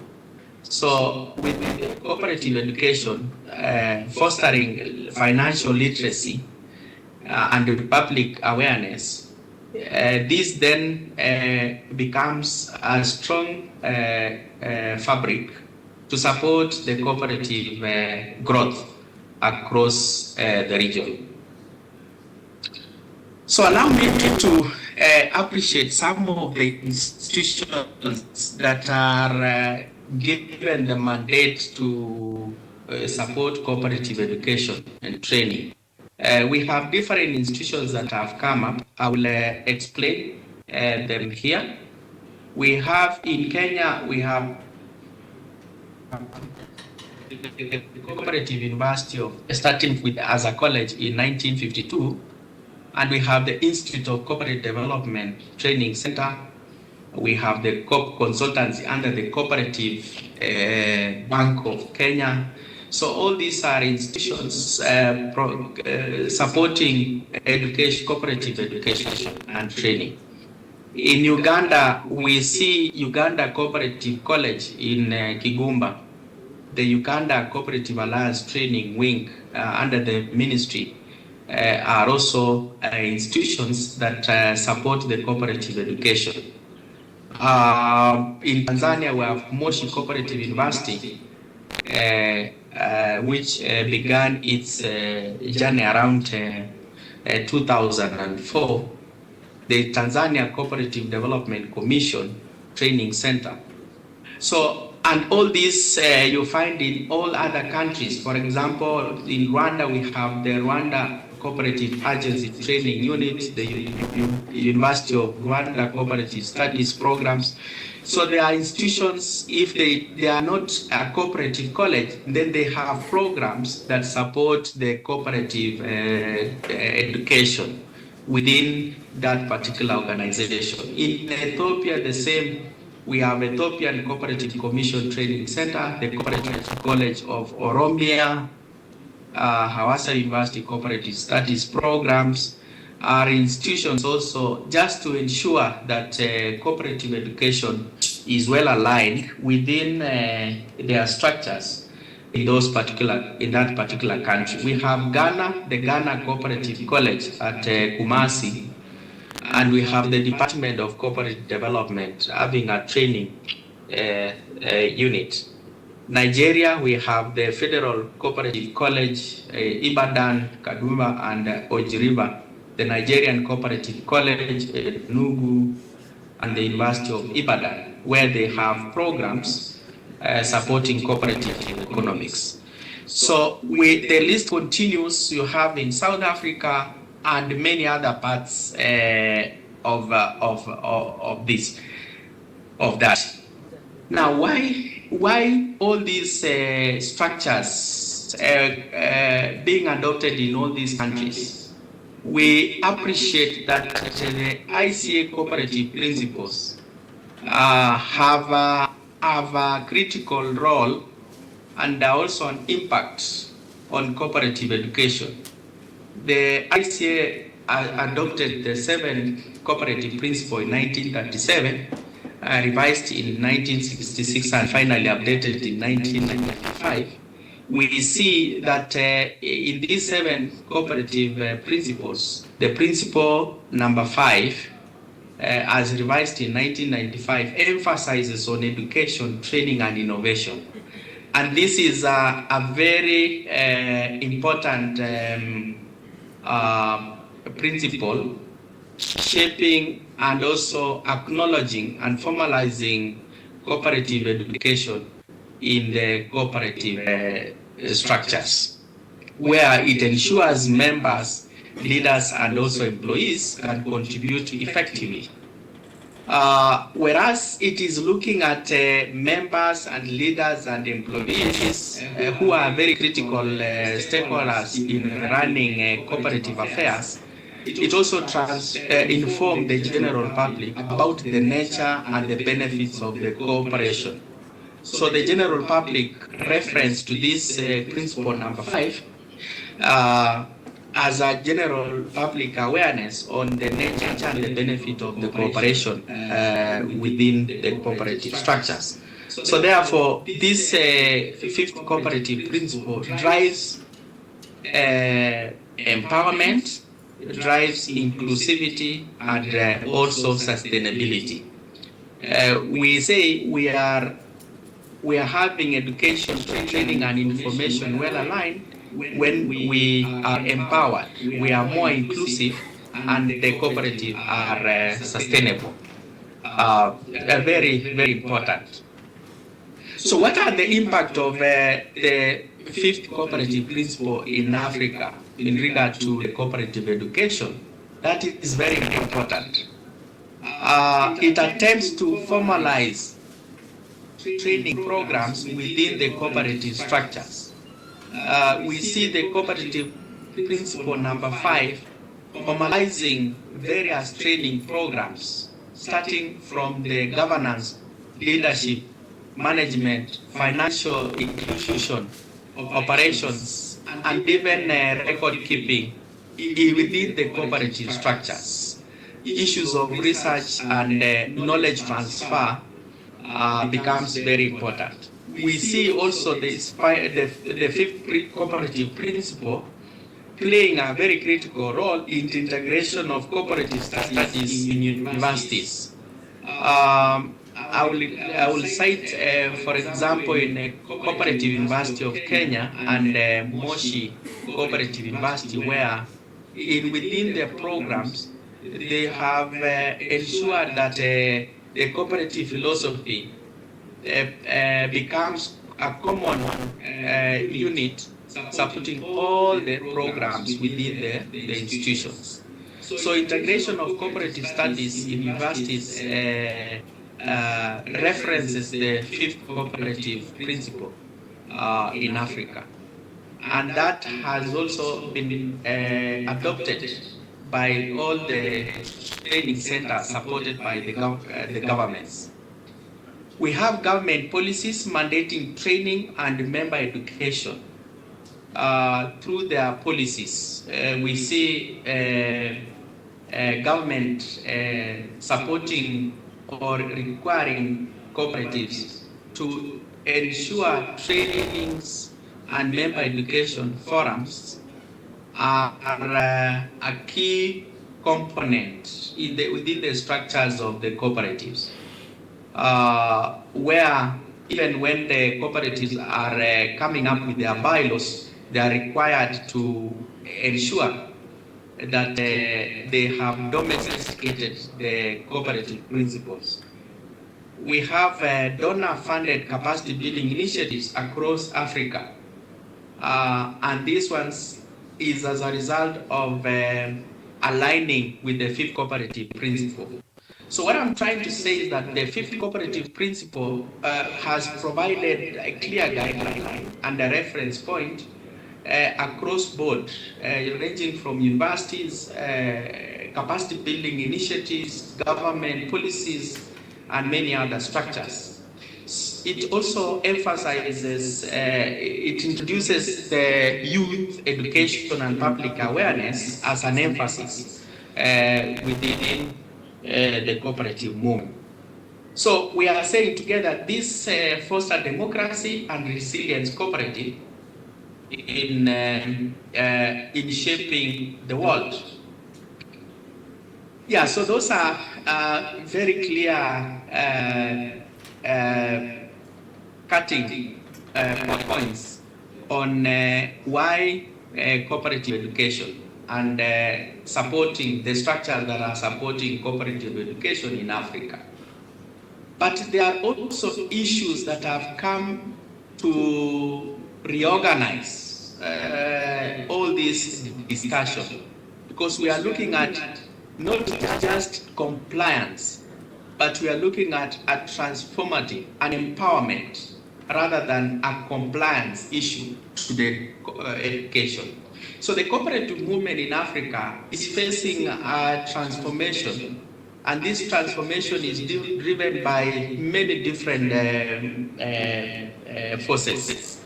Key is artificial intelligence, or AI, automation and technology, where we have digital learning and e-certification. This morning we've had a presentation from and the appreciation that has come is that technology has introduced different models of cooperative. Meetings that were physical, they are now done on using technology just to ensure inclusivity. So the issue of digital learning and e-certification becomes very critical. AI-assisted cooperative management tools have come in very handy, where cooperative managers and the leader have tools, technological tools to support them. For SACCOs, you find them managers, they can do digital signing of critical documents. So AI-assisted cooperative management tools have come in play, courtesy of enhanced cooperative education and training. We have emerging issues on university cooperative partnership. We are no longer in those days where cooperatives are operating in silos, or universities are operating in silos, in ivory towers. So the community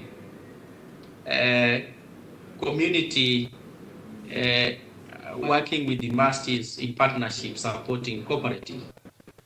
There is the youth focus on entrepreneurship coming on also very key. So what are these key aspects that we may pick and say are driving the cooperative education in a transformative way?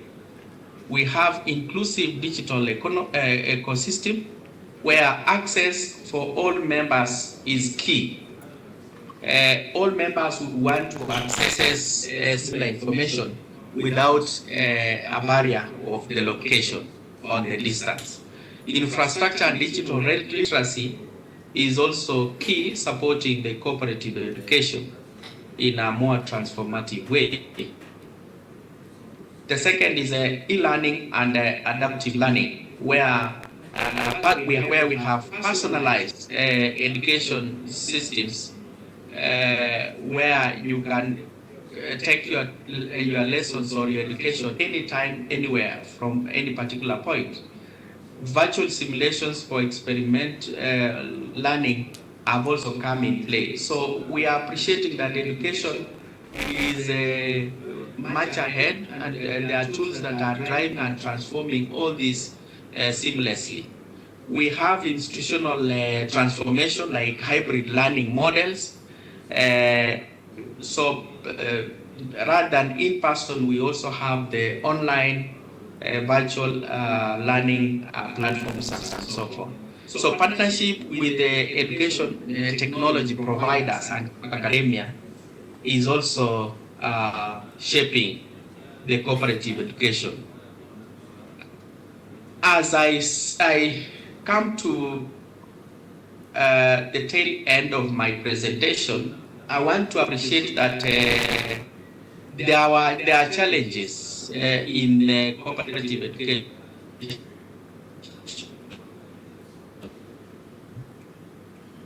where we have of our long-term learning models, but currently we have few institutions, specialized training institutions supporting cooperative education. That one we have to acknowledge.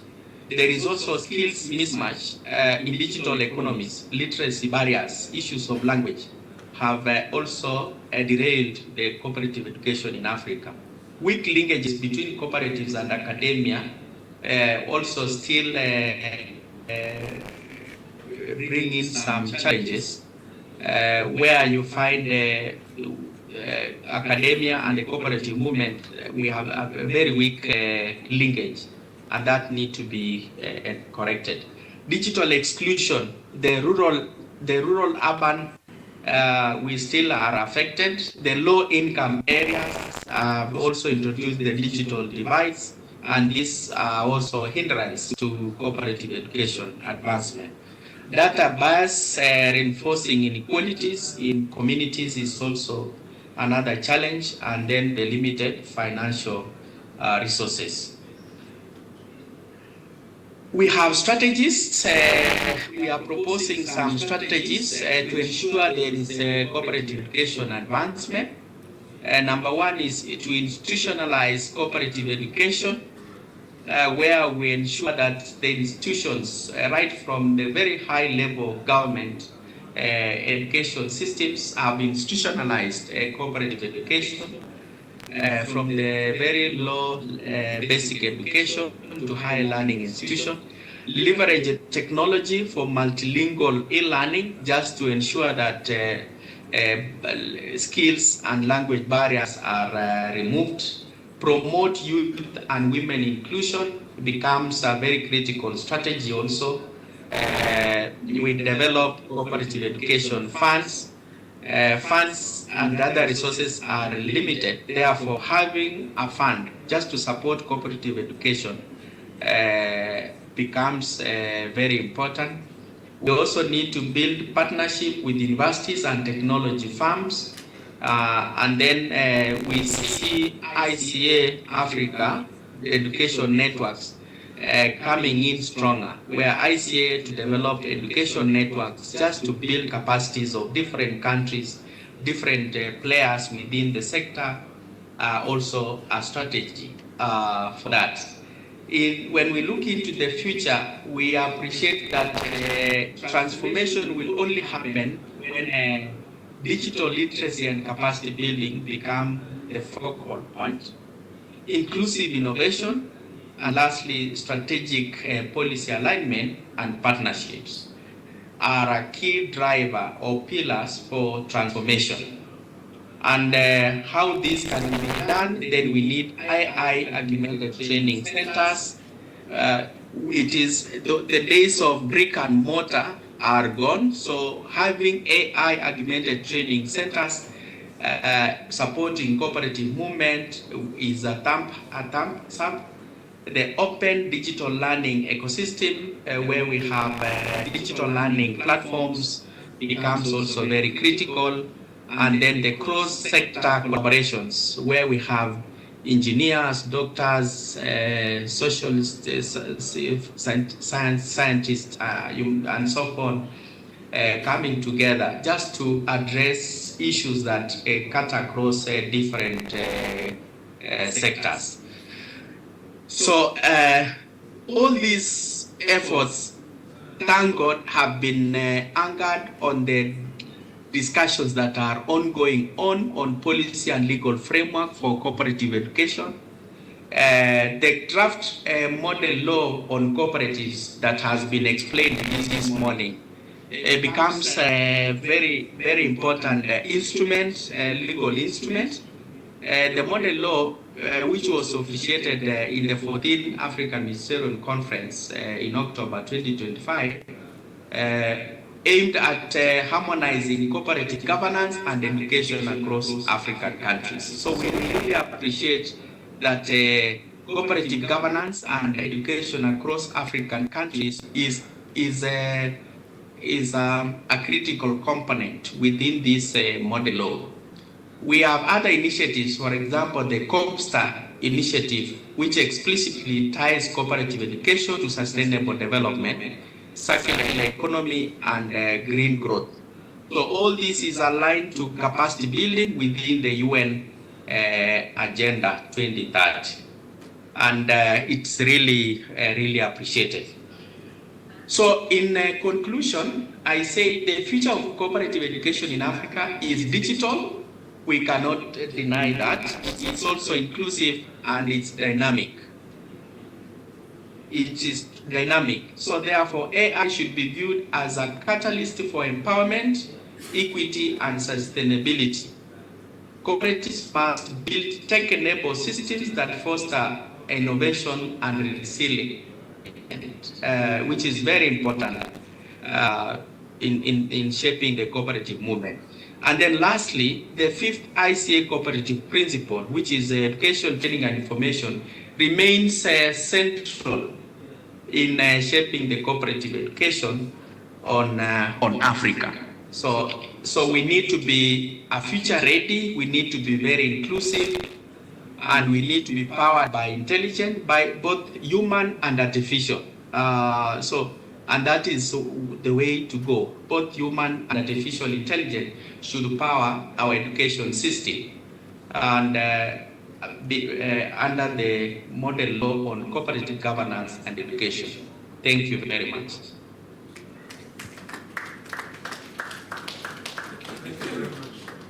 Thank you very much, Dr. Silas Mayo, for that comprehensive presentation on cooperative education. We will take 2 questions and then move on to the next speaker because of time. So if Dr. Maina is still online, if there are any questions, we will take them.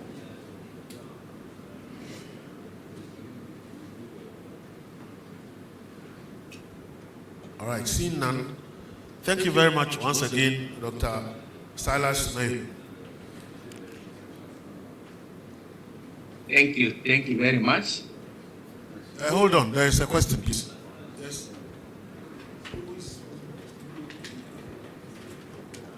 Online, yeah, please go on.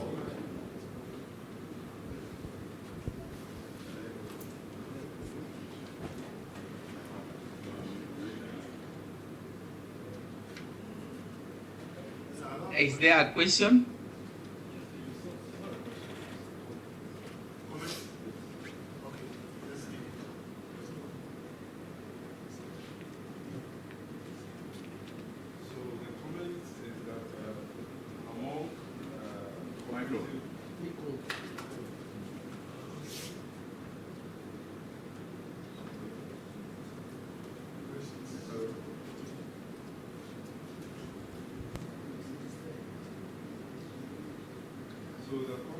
Is that among cooperative training institutions in Africa, we also have Cooperative College of Zambia, which offers cooperative diploma, short-term and outreach programs.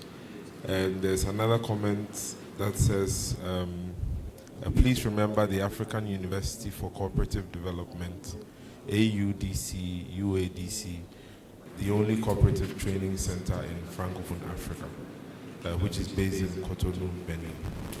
The last comment is also, I'm very interested in hearing of e-learning and AI-powered initiatives, especially oriented towards illiterate or low education level co-op managers. So, there's another question, but I think we have to plug the person in to ask.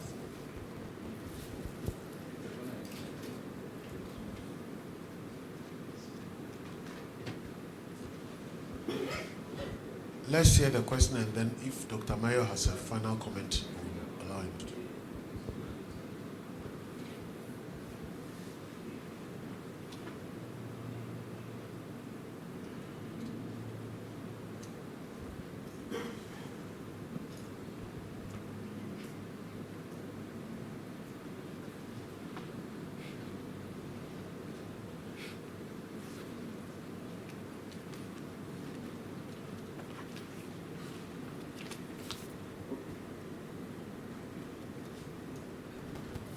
So there's a question from Elias. Elias, can you go ahead, on mute, and then please ask your question?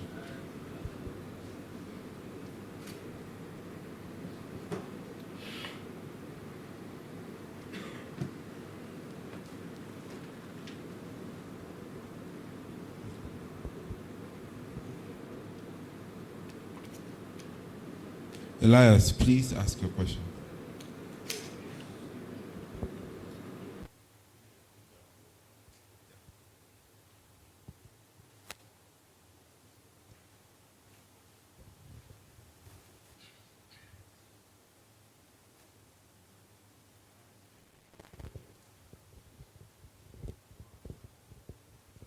Bonjour. Bonjour. Oui.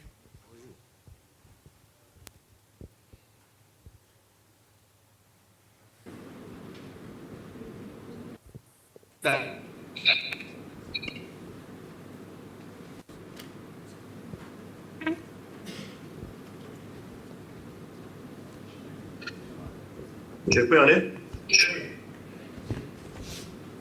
Avec un point.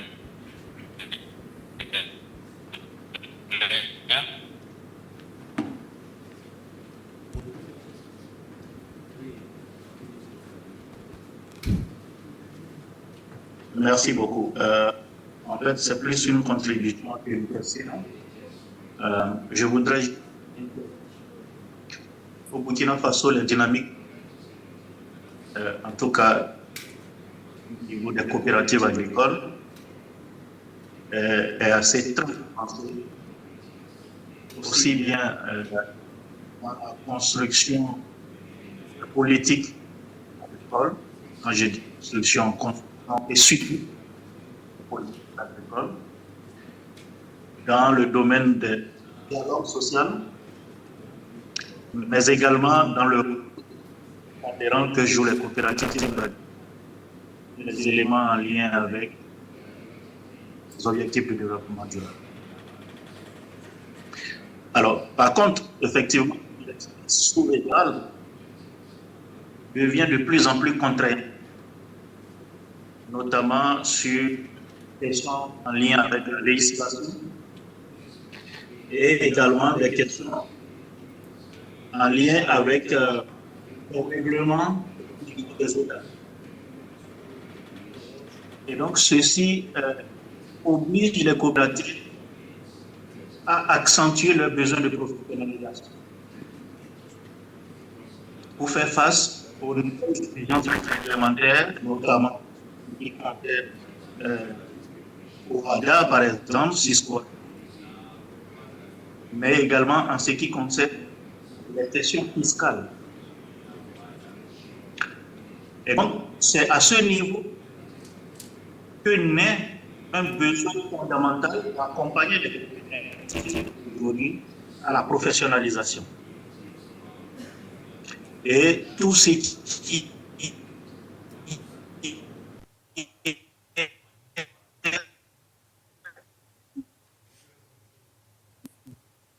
en lien avec le besoin également de l'emploi décent.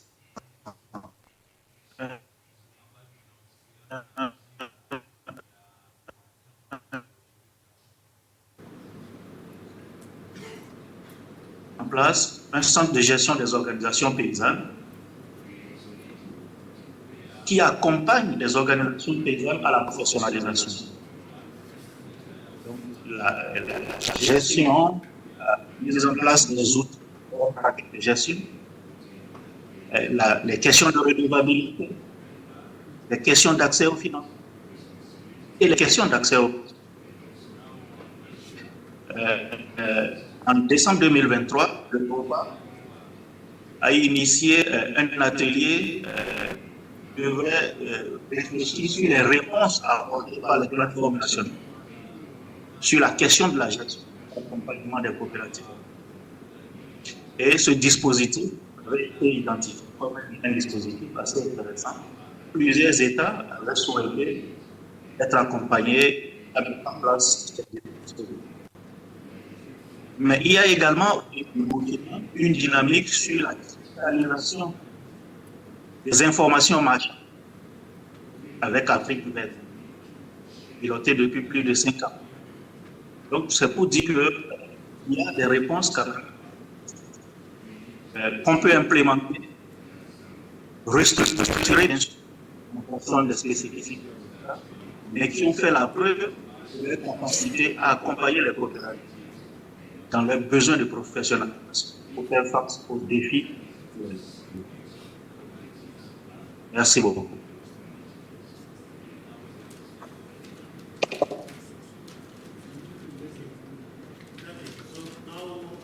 Dr. Mayo, if you have a final comment. Yeah, thank you. Yeah. Thank you very much.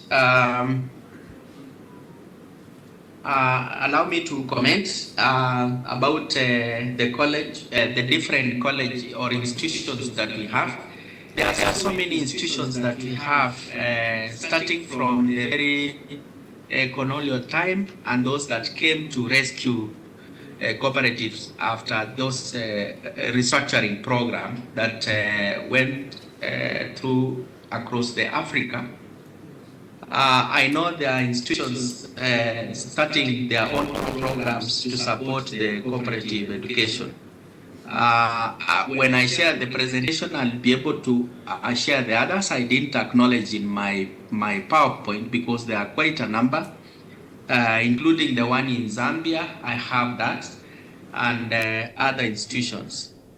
The other comment I want to say is that on the issue of e-learning and generally e-powered education programs, that has started coming. I know of effort that was that is still happening between AfriCorp and other development partners, trying to put cooperative education toolkits on e-learning platform just to support managers on trainings. The Cooperative University of Kenya has a robust e-learning program. In fact, they have established an institute for e-learning supporting the cooperative movement, where we find cooperators from different parts of the country and even beyond getting learn through their platform. So what is important to note is that we cannot do away with the technology because it is transforming. What the best thing we can do is try to integrate this technology into our cooperative education systems, just to ensure that everyone can be able to get education, and the distance is never a barrier or time to access for this particular education. I know there is a comment which has been put forward. Apparently, I could not get it because it was my translation interpretation here was not working well. I hope when I get the interpretation, I should be able to respond to that comment. But as I say, my last comment is that we cannot do away with AI. We cannot avoid technology in education. So the only thing we can do is to embrace technology, and the sooner the cooperative movement will embrace technology, the better, so that the new entrants, that is the youth, the Gen Z, we cannot, they are not felt out of the curve from benefiting the cooperative education. So that is very, very important. If we don't embrace technology, then we may lose the youthful people, because they are actually on transit. They are moving from one point to another. So if we take a cooperative education to them, then we find the issues that are affecting cooperative to do with capacity are dealt with at that particular level. So thank you very much. Thank you. Back to you, moderator. Thank you. Thank you very much, Dr. Mayo, for that wonderful insight. We'll move on now to our Mr. Timothy Biskaya, President of RECOP Consortium. And he will talk to us on the changing environment for cooperative financing in Africa. Mr. Biskaya.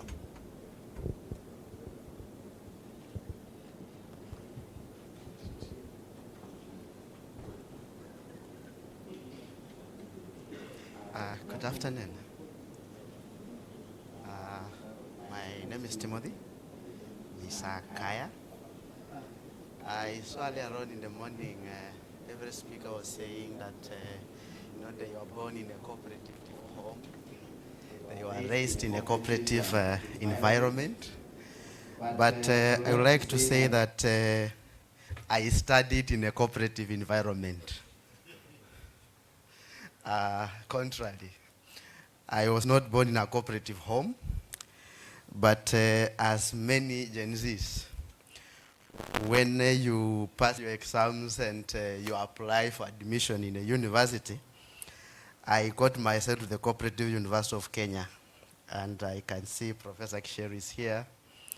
I have seen one of my lecturers speaking, also happens to be my mentors all through. So I'm an alumni of the Cooperative University of Kenya, and I'm currently a MasterCard Foundation Scholar at the University of Edinburgh in the UK. And in 2019, just before COVID-19, with a number of young Africans and of course senior scholars along the way, we happened to started thinking about how we can make Africa great. And for us, we thought about having an organization that in one way or the other could support or rather bring to the table shared ideas that could aid or rather complement the efforts in the cooperative development landscape.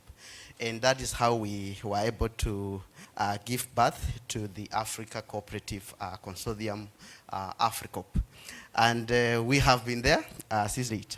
For the purpose of the conference today, On the changing environment, or the changing environment, I was given a topic on cooperative self-financing, and therefore,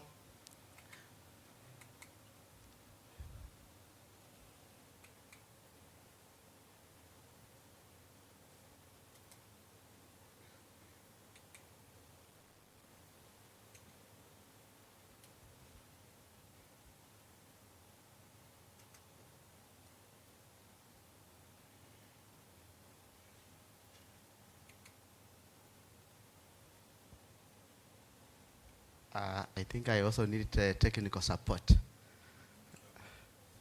All right. Okay, great.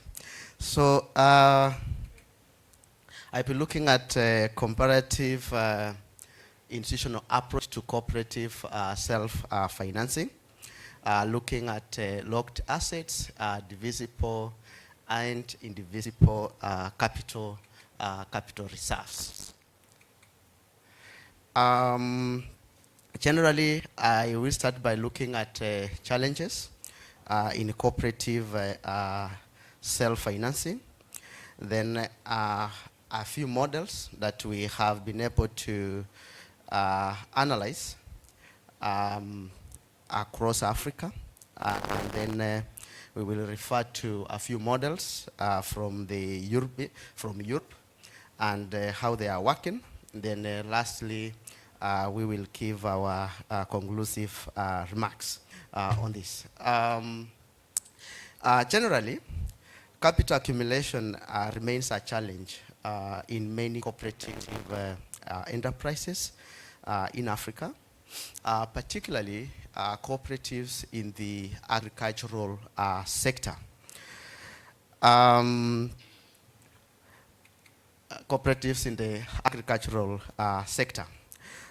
Generally, this one therefore hinders accumulation of capital, which of course affects member equity principles.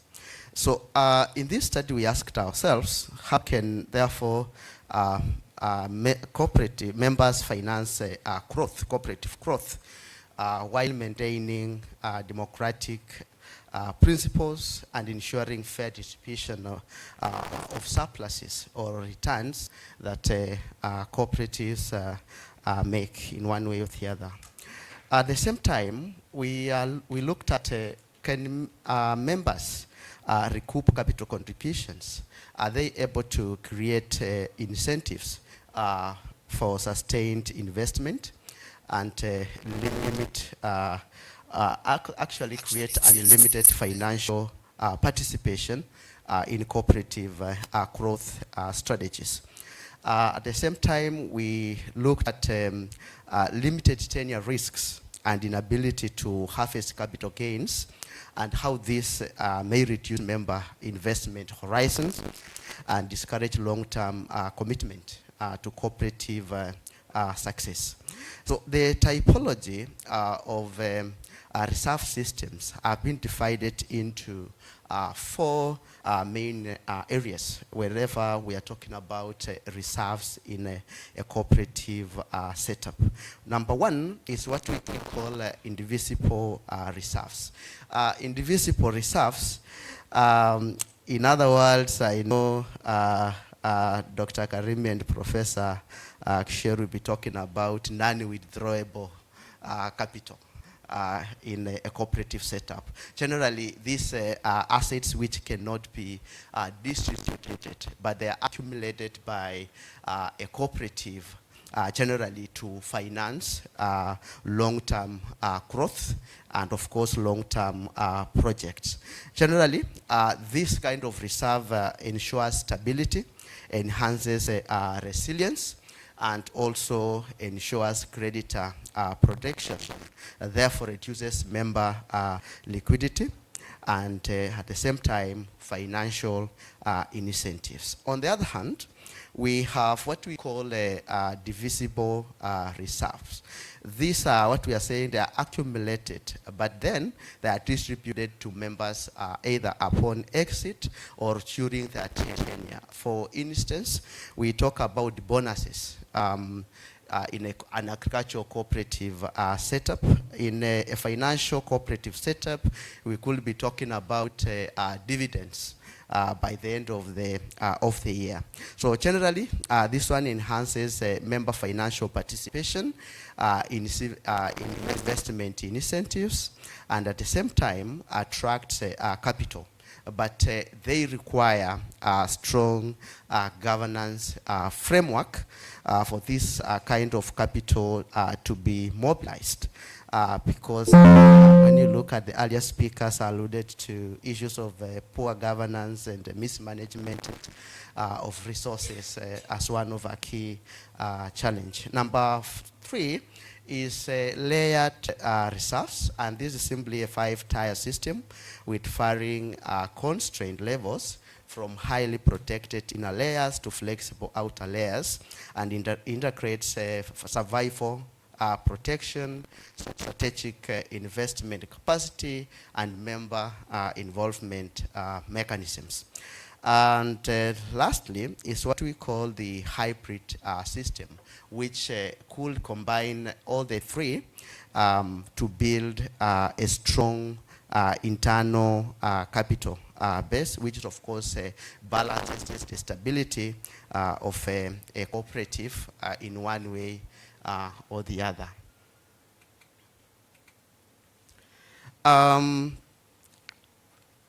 We looked at a few models in Africa. We looked at Kenya and Ethiopia, for example. And entirely, when we look at Kenya and Ethiopia, agricultural cooperative entirely relies on indivisible capital reserves. Generally, beyond member registration, beyond share capital contribution, they are limited and in some cases no clear structures on how members can really contribute to internal capital. But when we look at, of course, the financial cooperative landscape, especially for Kenya, you realize that there are minimum mandate, minimum policy requirements, especially for reserve accumulation, for capital adequacy, for asset quality, liquidity, and many other requirements that cooperatives are supposed to meet. And actually report to the regulators, for the case of Kenya, some on a monthly basis, some on a quarterly basis, depending on how the policy really requires those societies to do so. But when we look at cooperatives here in Ghana and our neighboring Nigeria, we find that the structures there are a bit informal, but they are continuously trying to incorporate formal structures, and of course also understanding that there are weak regulatory requirements, but that what is emerging is that there are efforts to see how regulatory requirements can be in place to enhance the capital reserves. And actually this also applies to member share capital, statutory reserves, which of course have gained prominence, especially among the financial sector cooperatives. And we looked at a few models from Europe. And one of the models we looked at is the famous model that we refer to most of the time. And that is the Mondragon model in Spain. Generally, Spanish work on industrial cooperative combines both indivisible and divisible policies or reserve policies in member capital accumulations. However, While they have been successfully incorporated in the whole orientation of cooperative enterprises, there have been traces of undercapitalization. Of course, in cooperative, especially those ones that are a bit more small or just emerging. But of course, these models have, of course, proved a lot of strength. And quite often we happen to learn much more from the Mount Racon model whenever we're looking at some best practices in cooperative governance and of course internal capital cooperative mobilization. Then we also looked at a Yugoslavia system, and generally they are socially owned enterprises with strict asset lock requirements. There are positive residual mandatory reinvestment in locked and non-distributable assets and maintaining a constant real book value, ensuring that they're able to manage weak incentive structures and at the same time being able to reinvest enough capital in long-term assets. Then we also looked at the Italian model. And the Italian model actually came immediately after the World War II. And this is a traditional model which combines both individual social capital contribution with mandatory reserve requirements. For instance, they are required to keep a minimum of 10% of their net income by the end of the year. But the policy is clear that what they need to prioritize is actually stability and creditor protection over aggressive growth trajectories. But again, this is important, especially for financial cooperatives. We have seen some of them, especially in East Africa, a very small society, but it have 30, 40 branches all over, and therefore they have even to borrow to be able to sustain their working capital needs. So generally, therefore, when we look at the system, when we compare both the Yugoslavia system, the one for Italy and the one for Mount Racon, we were actually to find out that maybe a balanced system could be a bit more stable, could provide a moderate growth trajectory, and perhaps cooperatives could be able to accumulate resources and at the same time adhere to equity sharing principles with their members. So in this therefore study, in our analysis, therefore, we recommended a layered reserve framework that under layer one, we looked at emergency reserves. That is to say, capital that can be only mobilized and actually respond to cooperative needs whenever they are facing financial distress, perhaps looking at matching creditor protection. But this kind of capital could be utilized only during certain circumstances. Number two, we looked at strategic reserves. That is indivisible secondary layer that ensures that there is long-run survival and strategic investment capacity. That is, providing the societies with ongoing loss adoption or absorption mechanisms and enabling them to have that long-term expansion. And I think this is what we are calling ensuring business continuity, business resilience in one way or the other. And then the third is what we looked at, growth reserves, entirely indivisible reserves at the operational level. This could support remunerative investment projects, and of course ongoing organizational management And of course, they are less constrained than layers 1 and 2. And actually, even those speaking about member education and training, they all fall here because it's of capacity development and training, both for the members and the leaders, are really important in enhancing growth. Then the last one is member incentives. That is divisible reserves that are distributed as member capital accounts or as bonuses. We can call them dividends, as how we call them generally, especially in East Africa. But this one enhances financial participation.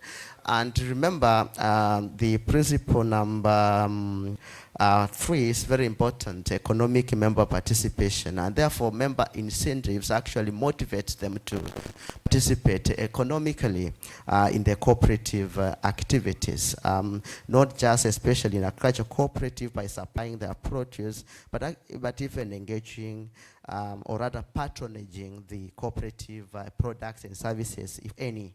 So generally, they are part of performance incentives and the member equity, which is important really in long-term success of our cooperative. So therefore, what is the policy implication and the recommendations? Just like Dr. Karimi said, the legal framework remains number 1, being able to define divisible, indivisible reserves, and of course, incorporating this in both internal policy framework, but together with the national policy guidelines to support this.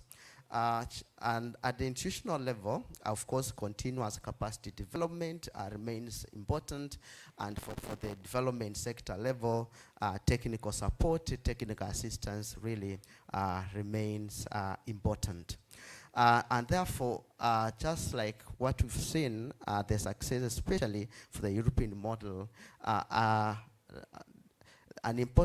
hybrid model, perhaps one that integrates both patrimonial stability, allocative efficiency, and member involvement, could be ideal for the African setup.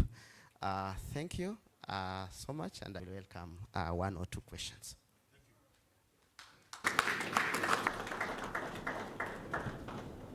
Thank you very much, Mr. Sakaya. We have a final presentation also on cooperative finance.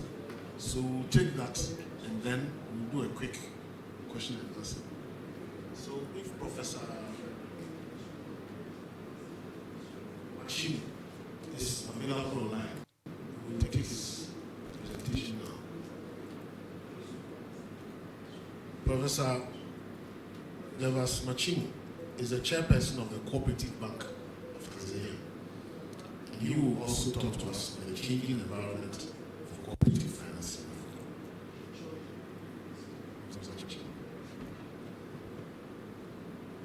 Thank you very much. My screen is seen. Yes. I hear you.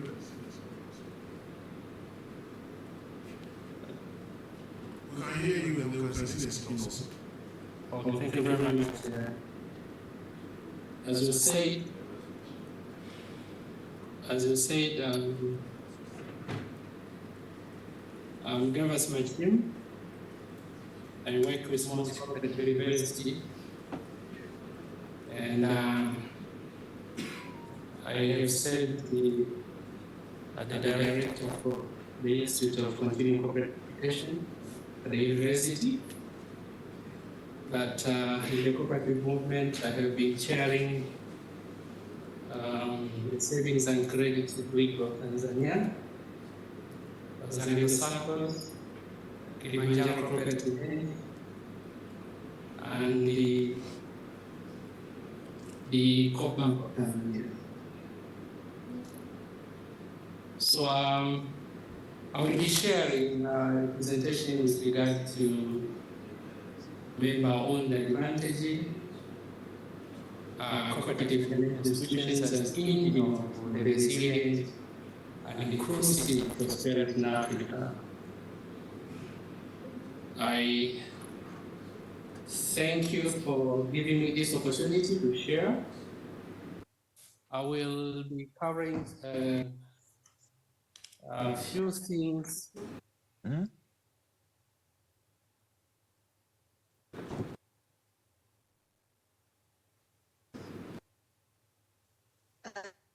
With regards to the cooperative movement, the high environment in Africa, and I will have some few cases that describe or provide a feedback on how we build livelihoods, restore dignity through cooperative finance institutions in Africa. And lastly, I will share my perspective and the recommendations. So I had an opportunity to listen from the previous speaker, and most of the things that I intended to talk in the introduction have been covered, especially on the history. I like to insist African cooperatives have a history with local traditions, colonial legacies, state control, and we are also seeing currently re-emergence of the cooperative movement in Africa. But I would insist that when we had the first cooperatives,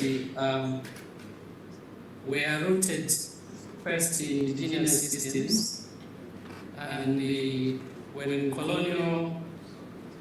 colonialism came, they are also mingled with other traditions.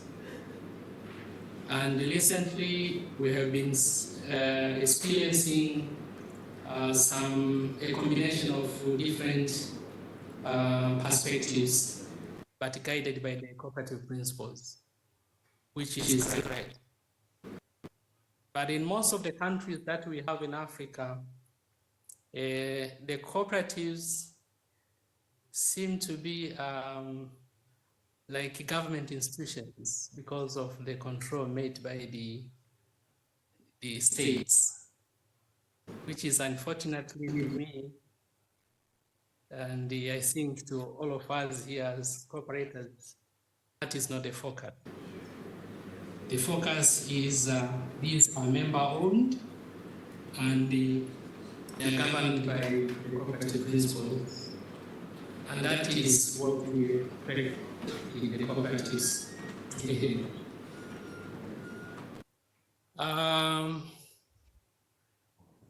We experienced the same even in 1980s, 1990s with SAPS, but things are changing in terms of laws, in terms of regulations, in terms of approaches.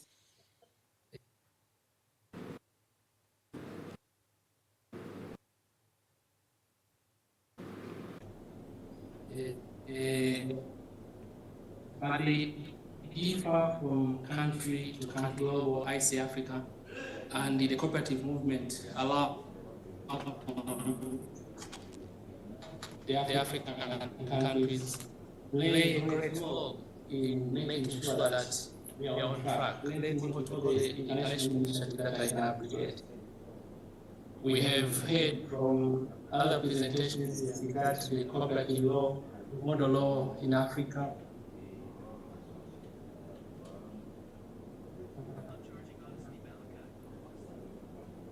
Which is also shaping our laws that I can see the cooperative movement in Africa is going to prosper.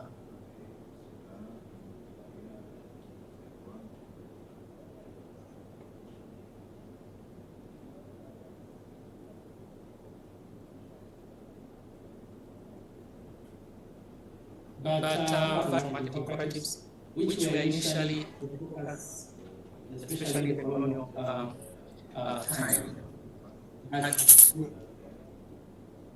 I've seen cooperative financial institutions, and I see these type of contributions in the cooperative sector as a grease for other cooperatives. Because if you don't have money, it's not easy to market.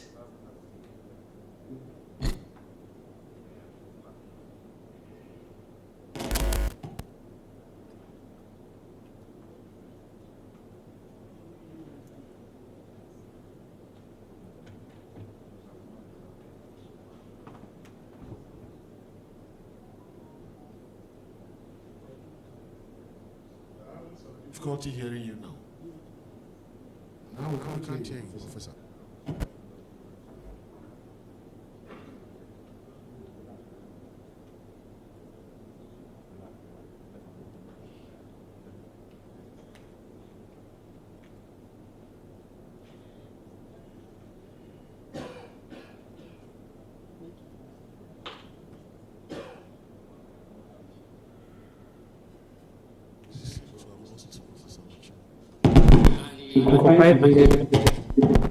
The cooperative and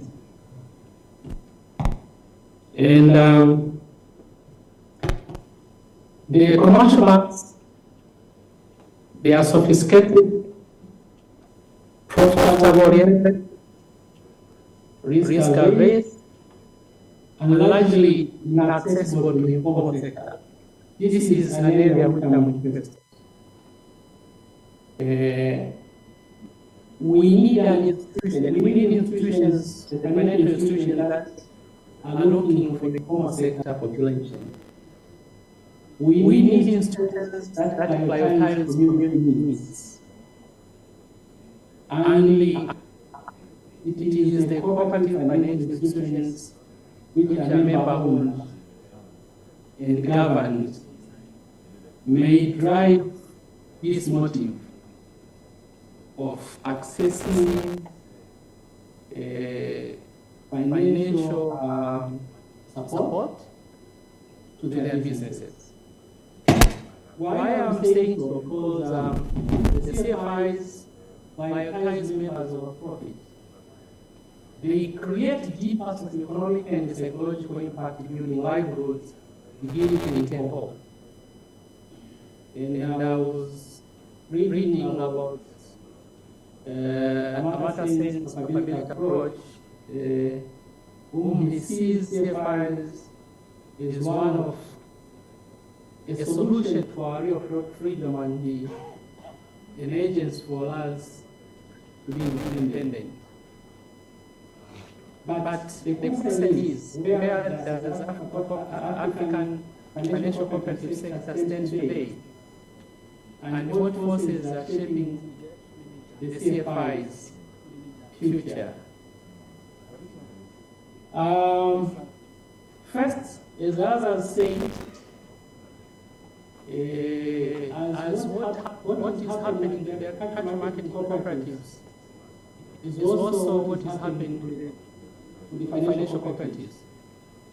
The digital revolution is a challenge and an opportunity to the cooperative sector. It has an implication because it is forcing us as cooperators in the financial sector to see digital solutions as no longer an option. We have to go to that track because we cannot compete if we don't invest in the information technology systems, the AI. If we cannot upgrade our systems and reach our members instantly, get their KYC and onboard them online. I know it is students to go hybrid.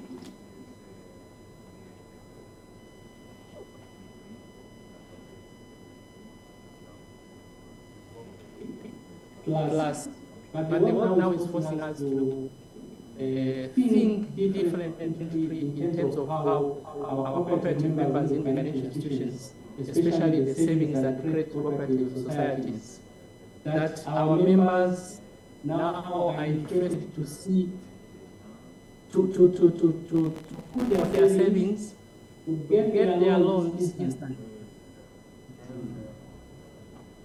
So how much do we invest? Are we prepared? These are the questions that we need to ask ourselves. We also, another driver is the regulatory shift. Regulators are tightening, they are coming with credentials.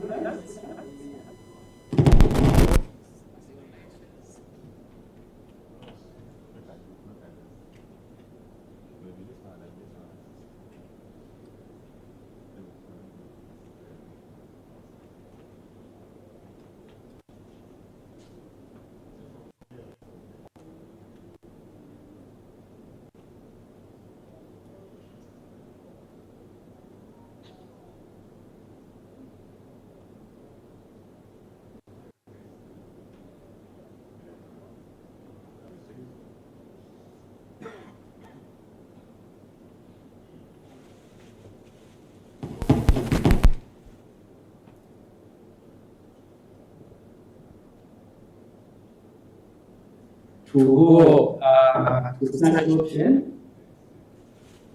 So the cooperative movement should also think about the cooperatives which are capable and those which cannot. And the governments go with them slowly by helping the regulator to understand them in terms of regulations and the laws, the legal framework that is made. With another driver is the market consolidation and the search for scale. Cooperatives also, like the savings and credit cooperatives, cash marketing cooperatives, they are coming together, establishing financial institutions that will help them to get access to credit, to support the business. And that is why we see currently the movement of cooperative living coming also now in Nigeria and Africa. We are glad to be the Cooperative Bank of Kenya, Cooperative Bank of Tanzania, and we, Tanzania, we are like 4 months or 3 months ago, 4 months ago, we enacted our Cooperative Bank of Tanzania within the Kilimanjaro Cooperative Bank. And I'm told Ms. Martin is also there in the process. It's a good move, but when we establish these banks, when we establish the savings and credit cooperatives, what are they going to do for us? Are they going to be like other commercial banks? Or they are going to fill our market gaps? Are they going to prioritize our businesses and support the value chain of the cooperative business in Africa? So these are the things also how also smaller primary cooperatives through this kind of measure that we are going in. Another driver is private risk, culture shocks and green finance. This is a challenge which is requiring agricultural marketing cooperatives, value chains to be supported. So we expect the CFIs to position themselves as our rescuer, especially on the climate risk. We expect them to collaborate with other institutions to rescue us when we go to risk in our agricultural value chain. So this is our institution, knows us, and we expect these CFI, the special banks, the savings and credit cooperative societies, and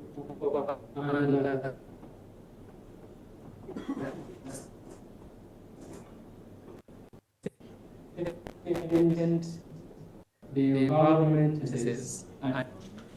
So I made the next review, and I'm also submitting my experience, and I will be talking on some of the cases that I solved. If we go through them, they can also give us the light on how cooperatives, especially the CFIs, are contributing in terms of livelihood and restoring hope.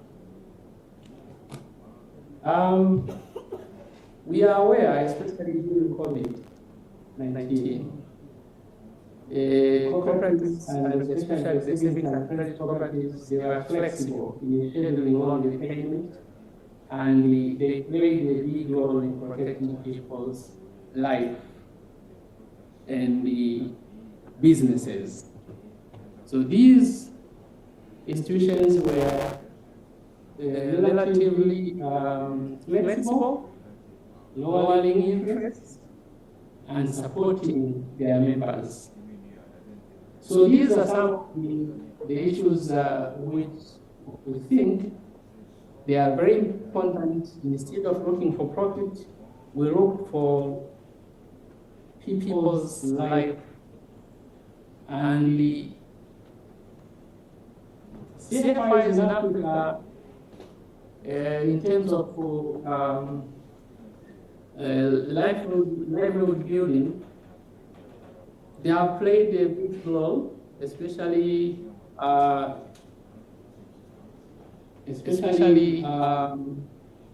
in providing transformation, and they have also played a big role in penetration. As you can see, these are data for 2018. I think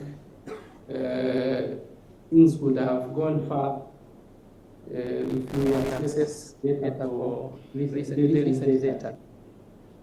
But still there is a gap, especially for South Africa and other areas, in terms of penetration for the cooperatives.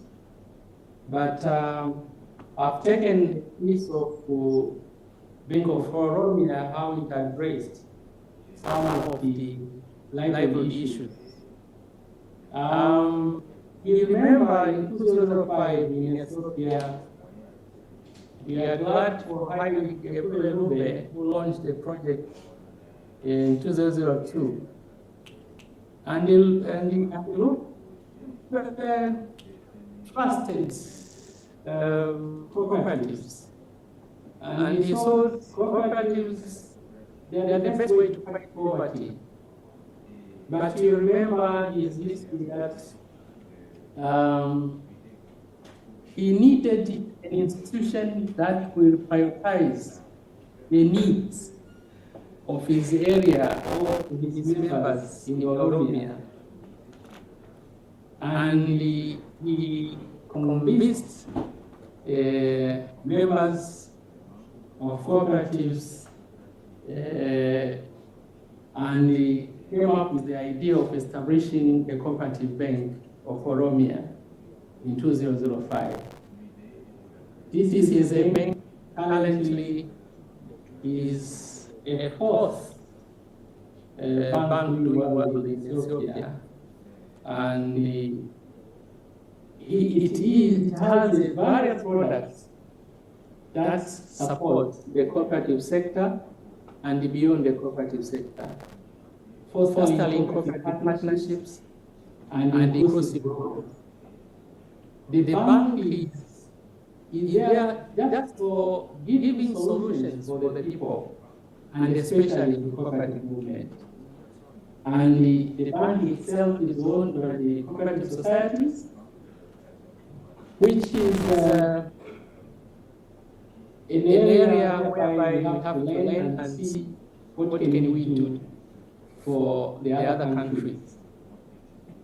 I was surprised to see this particular bank, almost 85% of its products and their members, they are saved online.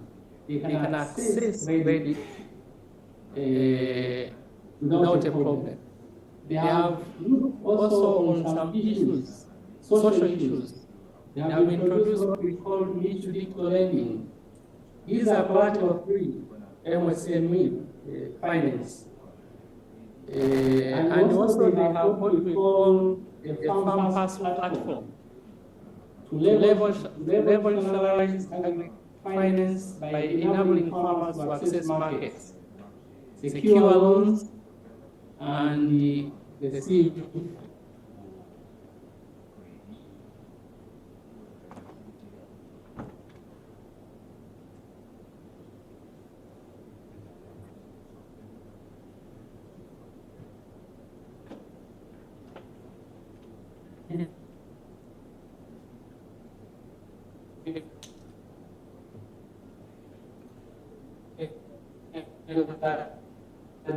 support.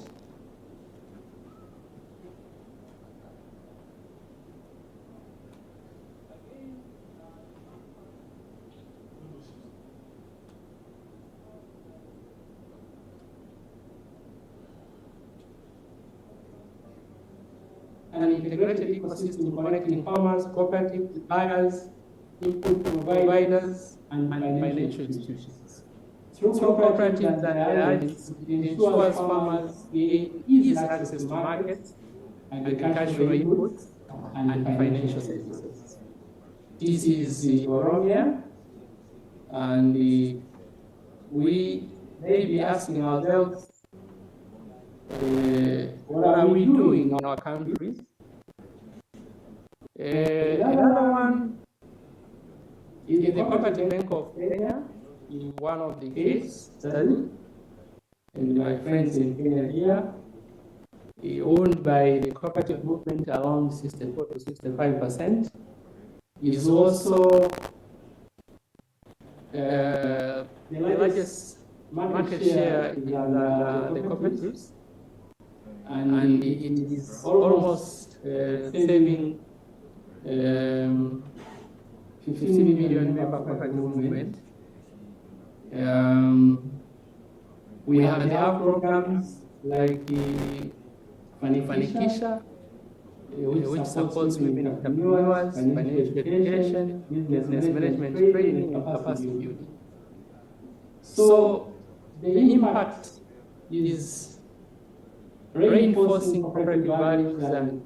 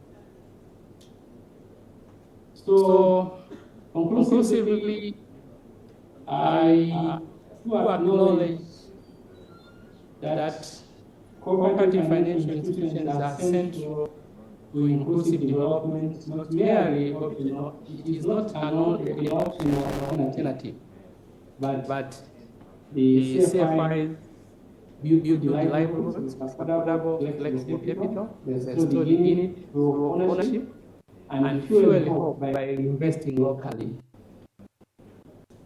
I recommend, or we recommend, leverage cooperative financial institutions that primary vehicles to expand financial inclusion, low income and the underserved communities. The cooperative movement also should engage policymakers to adopt proportionate tiered regulatory framework suited to the unique nature of CFIs. Cooperative financial institutions adopt shared digital infrastructure, strengthen cybersecurity, because this is also they are vulnerable to the digital frameworks and data governance policies. Researchers also to consider longitudinal comparative studies covering economical and psychological impact of the CFIs. Thank you very much for listening. Welcome to more. Thank you so much, Professor Machini. Thank you very much. We'll move quickly to a short, quick and answer, question and answer. Let's follow up. Please come. Any questions on the, particularly the last two presentations or comments? Mr. Bisa is here together with Professor Machimo online to take whatever comments or questions that we may have on cooperative financing.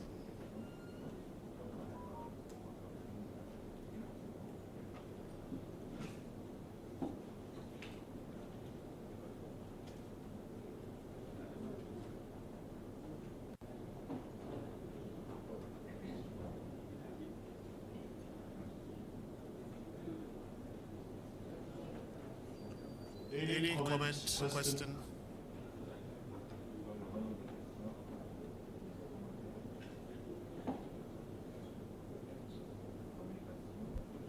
Yes, okay. Hello, thank you very much for the presentations. I just wanted to know the kind of range of loans that are made by these CFIs and what the repayment rates are. If there can be some information, from different countries, that would be very interesting. Thank you.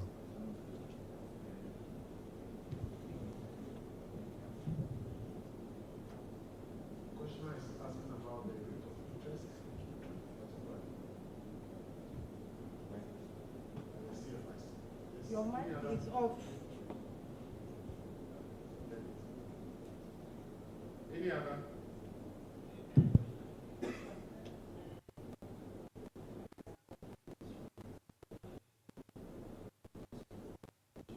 Any other question? Okay, so Prof, if yes, hold on.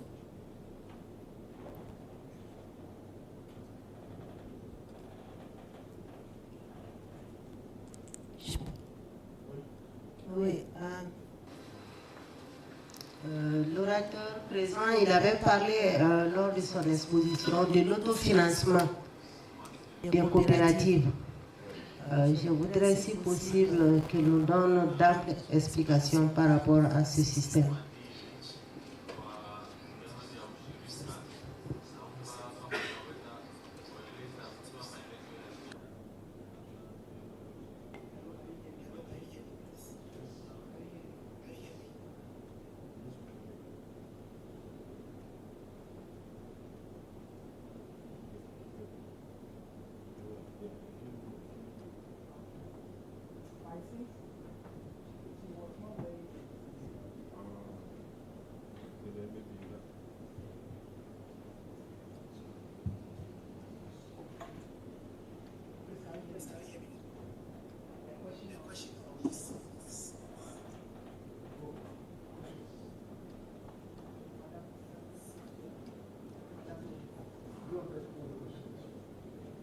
Ok.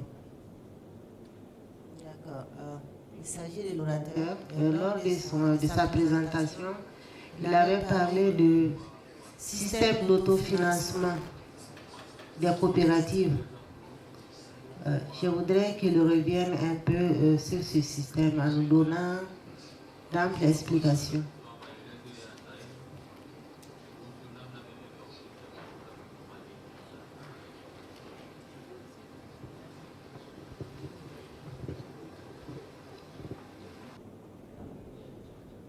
Yeah, Prof, did you hear the question?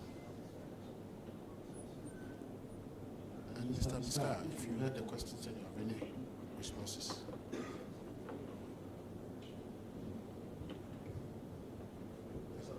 Okay. Bonjour à tout le monde. Toutes mes félicitations pour les deux derniers intervenants, professeur Olivier et Gervais Machinou. Enfin, moi, j'ai une toute petite inquiétude. C'est les modèles que nous avons présentés ici sont des modèles anglophones. Le modèle tanzanien, le modèle Kenya, le financement. On aimerait avoir quelques modèles dans les pays francophones. Parce que l'étude qui nous a été présentée hier montre que, à citer le Bénin, le Niger et le Sénégal, que dans ces pays-là aussi se développaient des coopératives. Ensuite, par rapport au financement, nous avons constaté que quand les coopératives sont financées par les banques, est-ce qu'il n'y a pas de risque qu'ils se détachent un peu de leurs principes, notamment la question d'équité et de partage? Ça, c'est la première question. Et le financement des banques ne risque-t-elle pas de transformer les coopératives en PME ou bien en PMI ou bien en entreprise? Parce que ici, on voit que de plus en plus les coopératives financées par les banques s'orientent vers l'accumulation de richesses.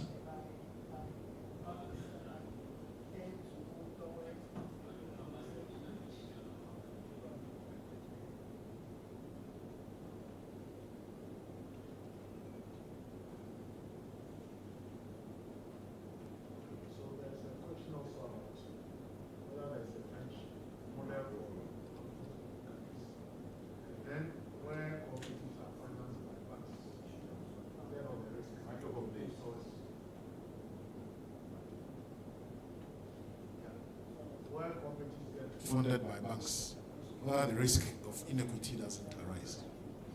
And then the question of differential rates. So, Mr. Miskaya?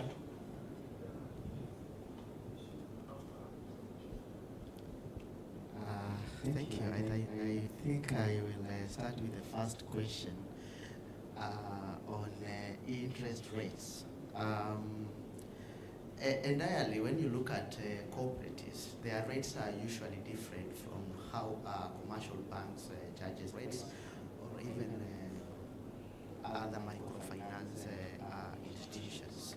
Mostly, you will find rates between 0.5, but usually less than 12%, depending on the terms that most of them happen to set. So entirely the rates are kept a bit low because remember this is a member-based organization and therefore they are supposed to serve the member rather than making huge profits. And I think also that aligns with the last question whether when financial cooperatives borrows money from commercial banks, whether they end up enriching themselves rather than offering fair rates for the members. So entirely, it is actually in the spirit of cooperation among the cooperatives. A SACCO A can run to a cooperative bank, for instance, and will borrow money.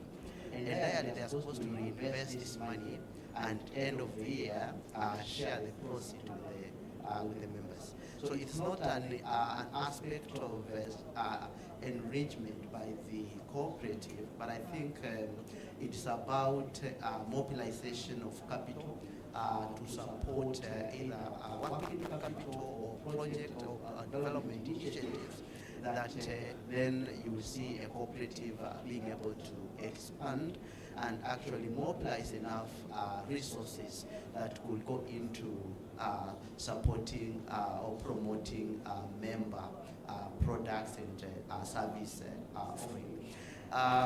If you recent Prof was talking about digital innovation, so how will you go digital if you have not mobilized enough money? How will you pay for software, for example, to support that? So it's not an aspect of self-enrichment, but I think it's all about the purpose why you are borrowing that particular money. On the question of how a cooperative can actually be able to mobilize internal capital to support its operation. I know traditionally, when you look at agricultural cooperative, they're entirely relying on a member registration fees. They're relying on normal share capital. But in the model I was presenting, it's about how can you mobilize or rather have more income generating activities or initiatives or strategies that otherwise you will be able to accumulate enough internal capital to support not just the operations of the cooperative, but you'll be able to support even development projects, long-term development projects for the cooperative. For example, in cooperatives, I think across many African countries, there are initiatives like Benevolent Fund, for example, where members can contribute as less as $1 or $3 in one way or the other. Entirely, you are not anticipating that we will have a funeral next month or next year, but you are looking at how are you going to mobilize this money to reinvest in the cooperative activities, so that in the case of an eventuality, you are likely to, perhaps to support those particular members. Remember, self-help is one important value of cooperatives.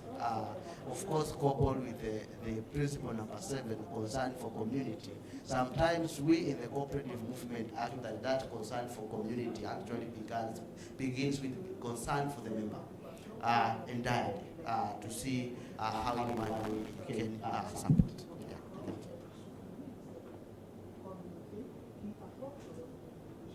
Thank you, Mr. Biscaya.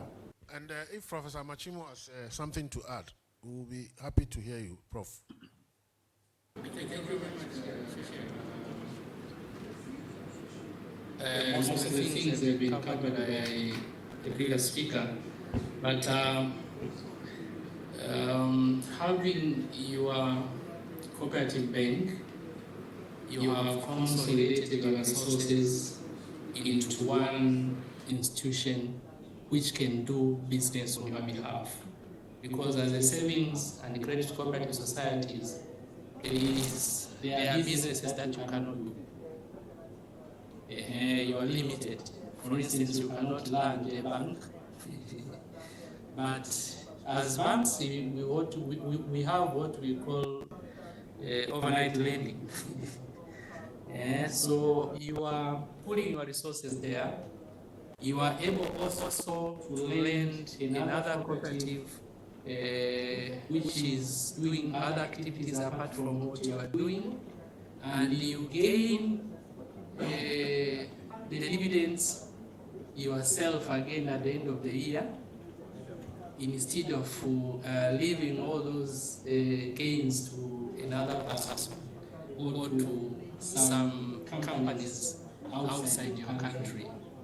So this is yourself, and because you are the major shareholder in most of the cooperatives banks, it means that you have a say in the board, and you can streamline the strategies within the bank to support the cooperative movement businesses. So in fact, the Cooperative Bank of Oromia has been a very instrumental financial institution that has supported the cooperative businesses in filling the market gaps.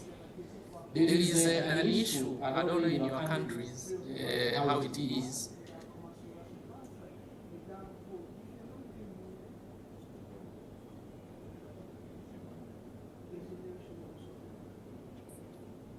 When you are, sometimes you don't have money. And if you go to the bank or go to another financial institution, they will tell you they don't have money. So you leave that opportunity. But if you have your own vehicle, you have a muscle to get some funds and to support the business. Thank you very much. Thank you, Prof.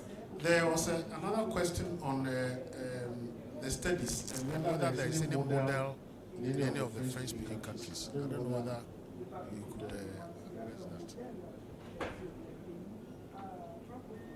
that. I have not reviewed for the French-speaking countries, but probably we take that as part of the lessons in the future. Well, thank you. So from my colleague who posed that question, maybe that's also a challenge for us to find how we link up with our academic institutions to check what they are doing in that area. Thank you very much. Shall we give a big round of applause?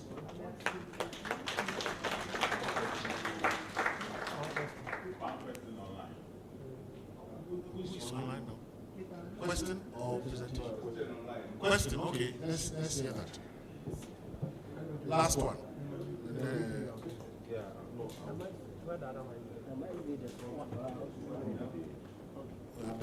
Last question. Okay, so the question is, the educational ecosystem of African countries, by and large, reproducing the economic and social structures which do not allow us to address systemic economic challenges.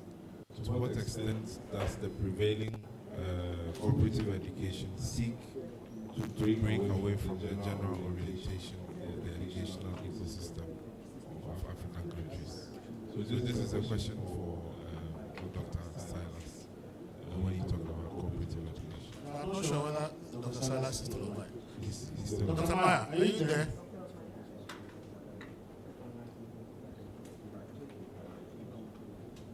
Recording in progress. If Dr. Salama is there, maybe you can take the loaded question. To what extent cooperative education today addresses the limitations of our current educational system?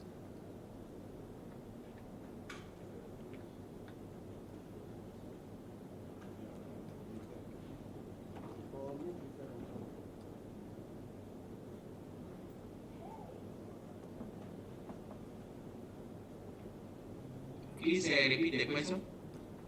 Okay, hold on. Iman, please read out the question again. So the question is, the educational ecosystem of African countries, by and large, produce economic and social structures which do not allow us to address systemic economic challenges. To what extent does the prevailing co-op education seek to break away from the general orientation of the educational ecosystem of African countries? Dr. Mayo, I don't know if that is clear.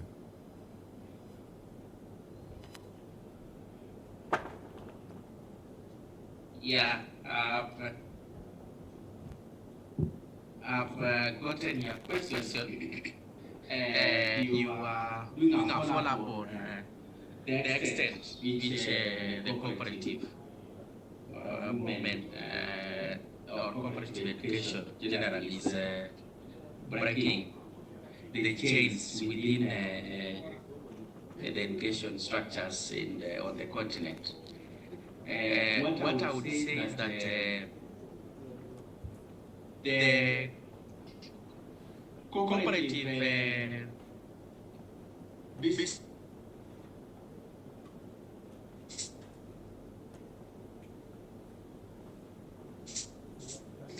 model is as learning by doing.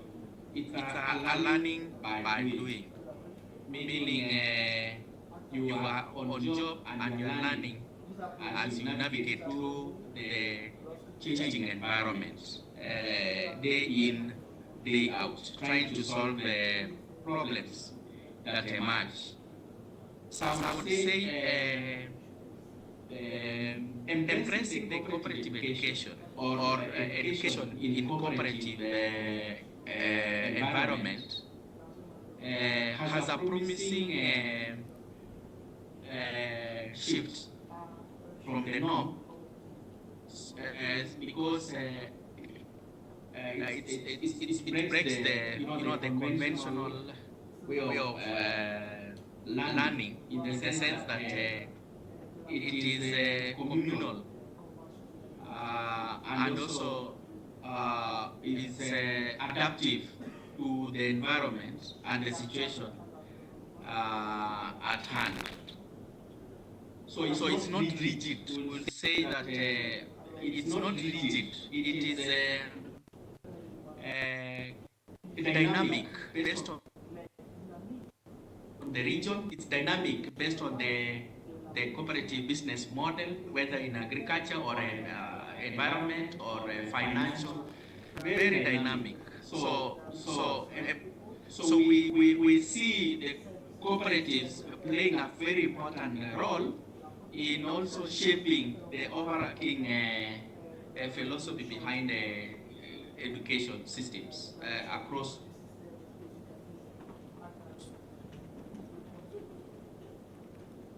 Thank you for that, Prof. And I think the core element there is the fact that cooperative education itself as a way of promoting cooperatives. And if we follow the principles of cooperatives, which include autonomy and self-development, is making a good case. It's part of the education, our education that seeks to help us break away from the kind of education that the questioner poses. It's not cooperative education which can tackle the problems of that educational system. But cooperative education by itself, to the extent that it helps us to appreciate the value of autonomy and the principles of self-development, is an effort in contesting that education and where it leads us. So thank you very much, and let's give a big round of applause to all our presenters for this Monday afternoon. So thank you very much. That brings us to the end of day 2, and if there are any housekeeping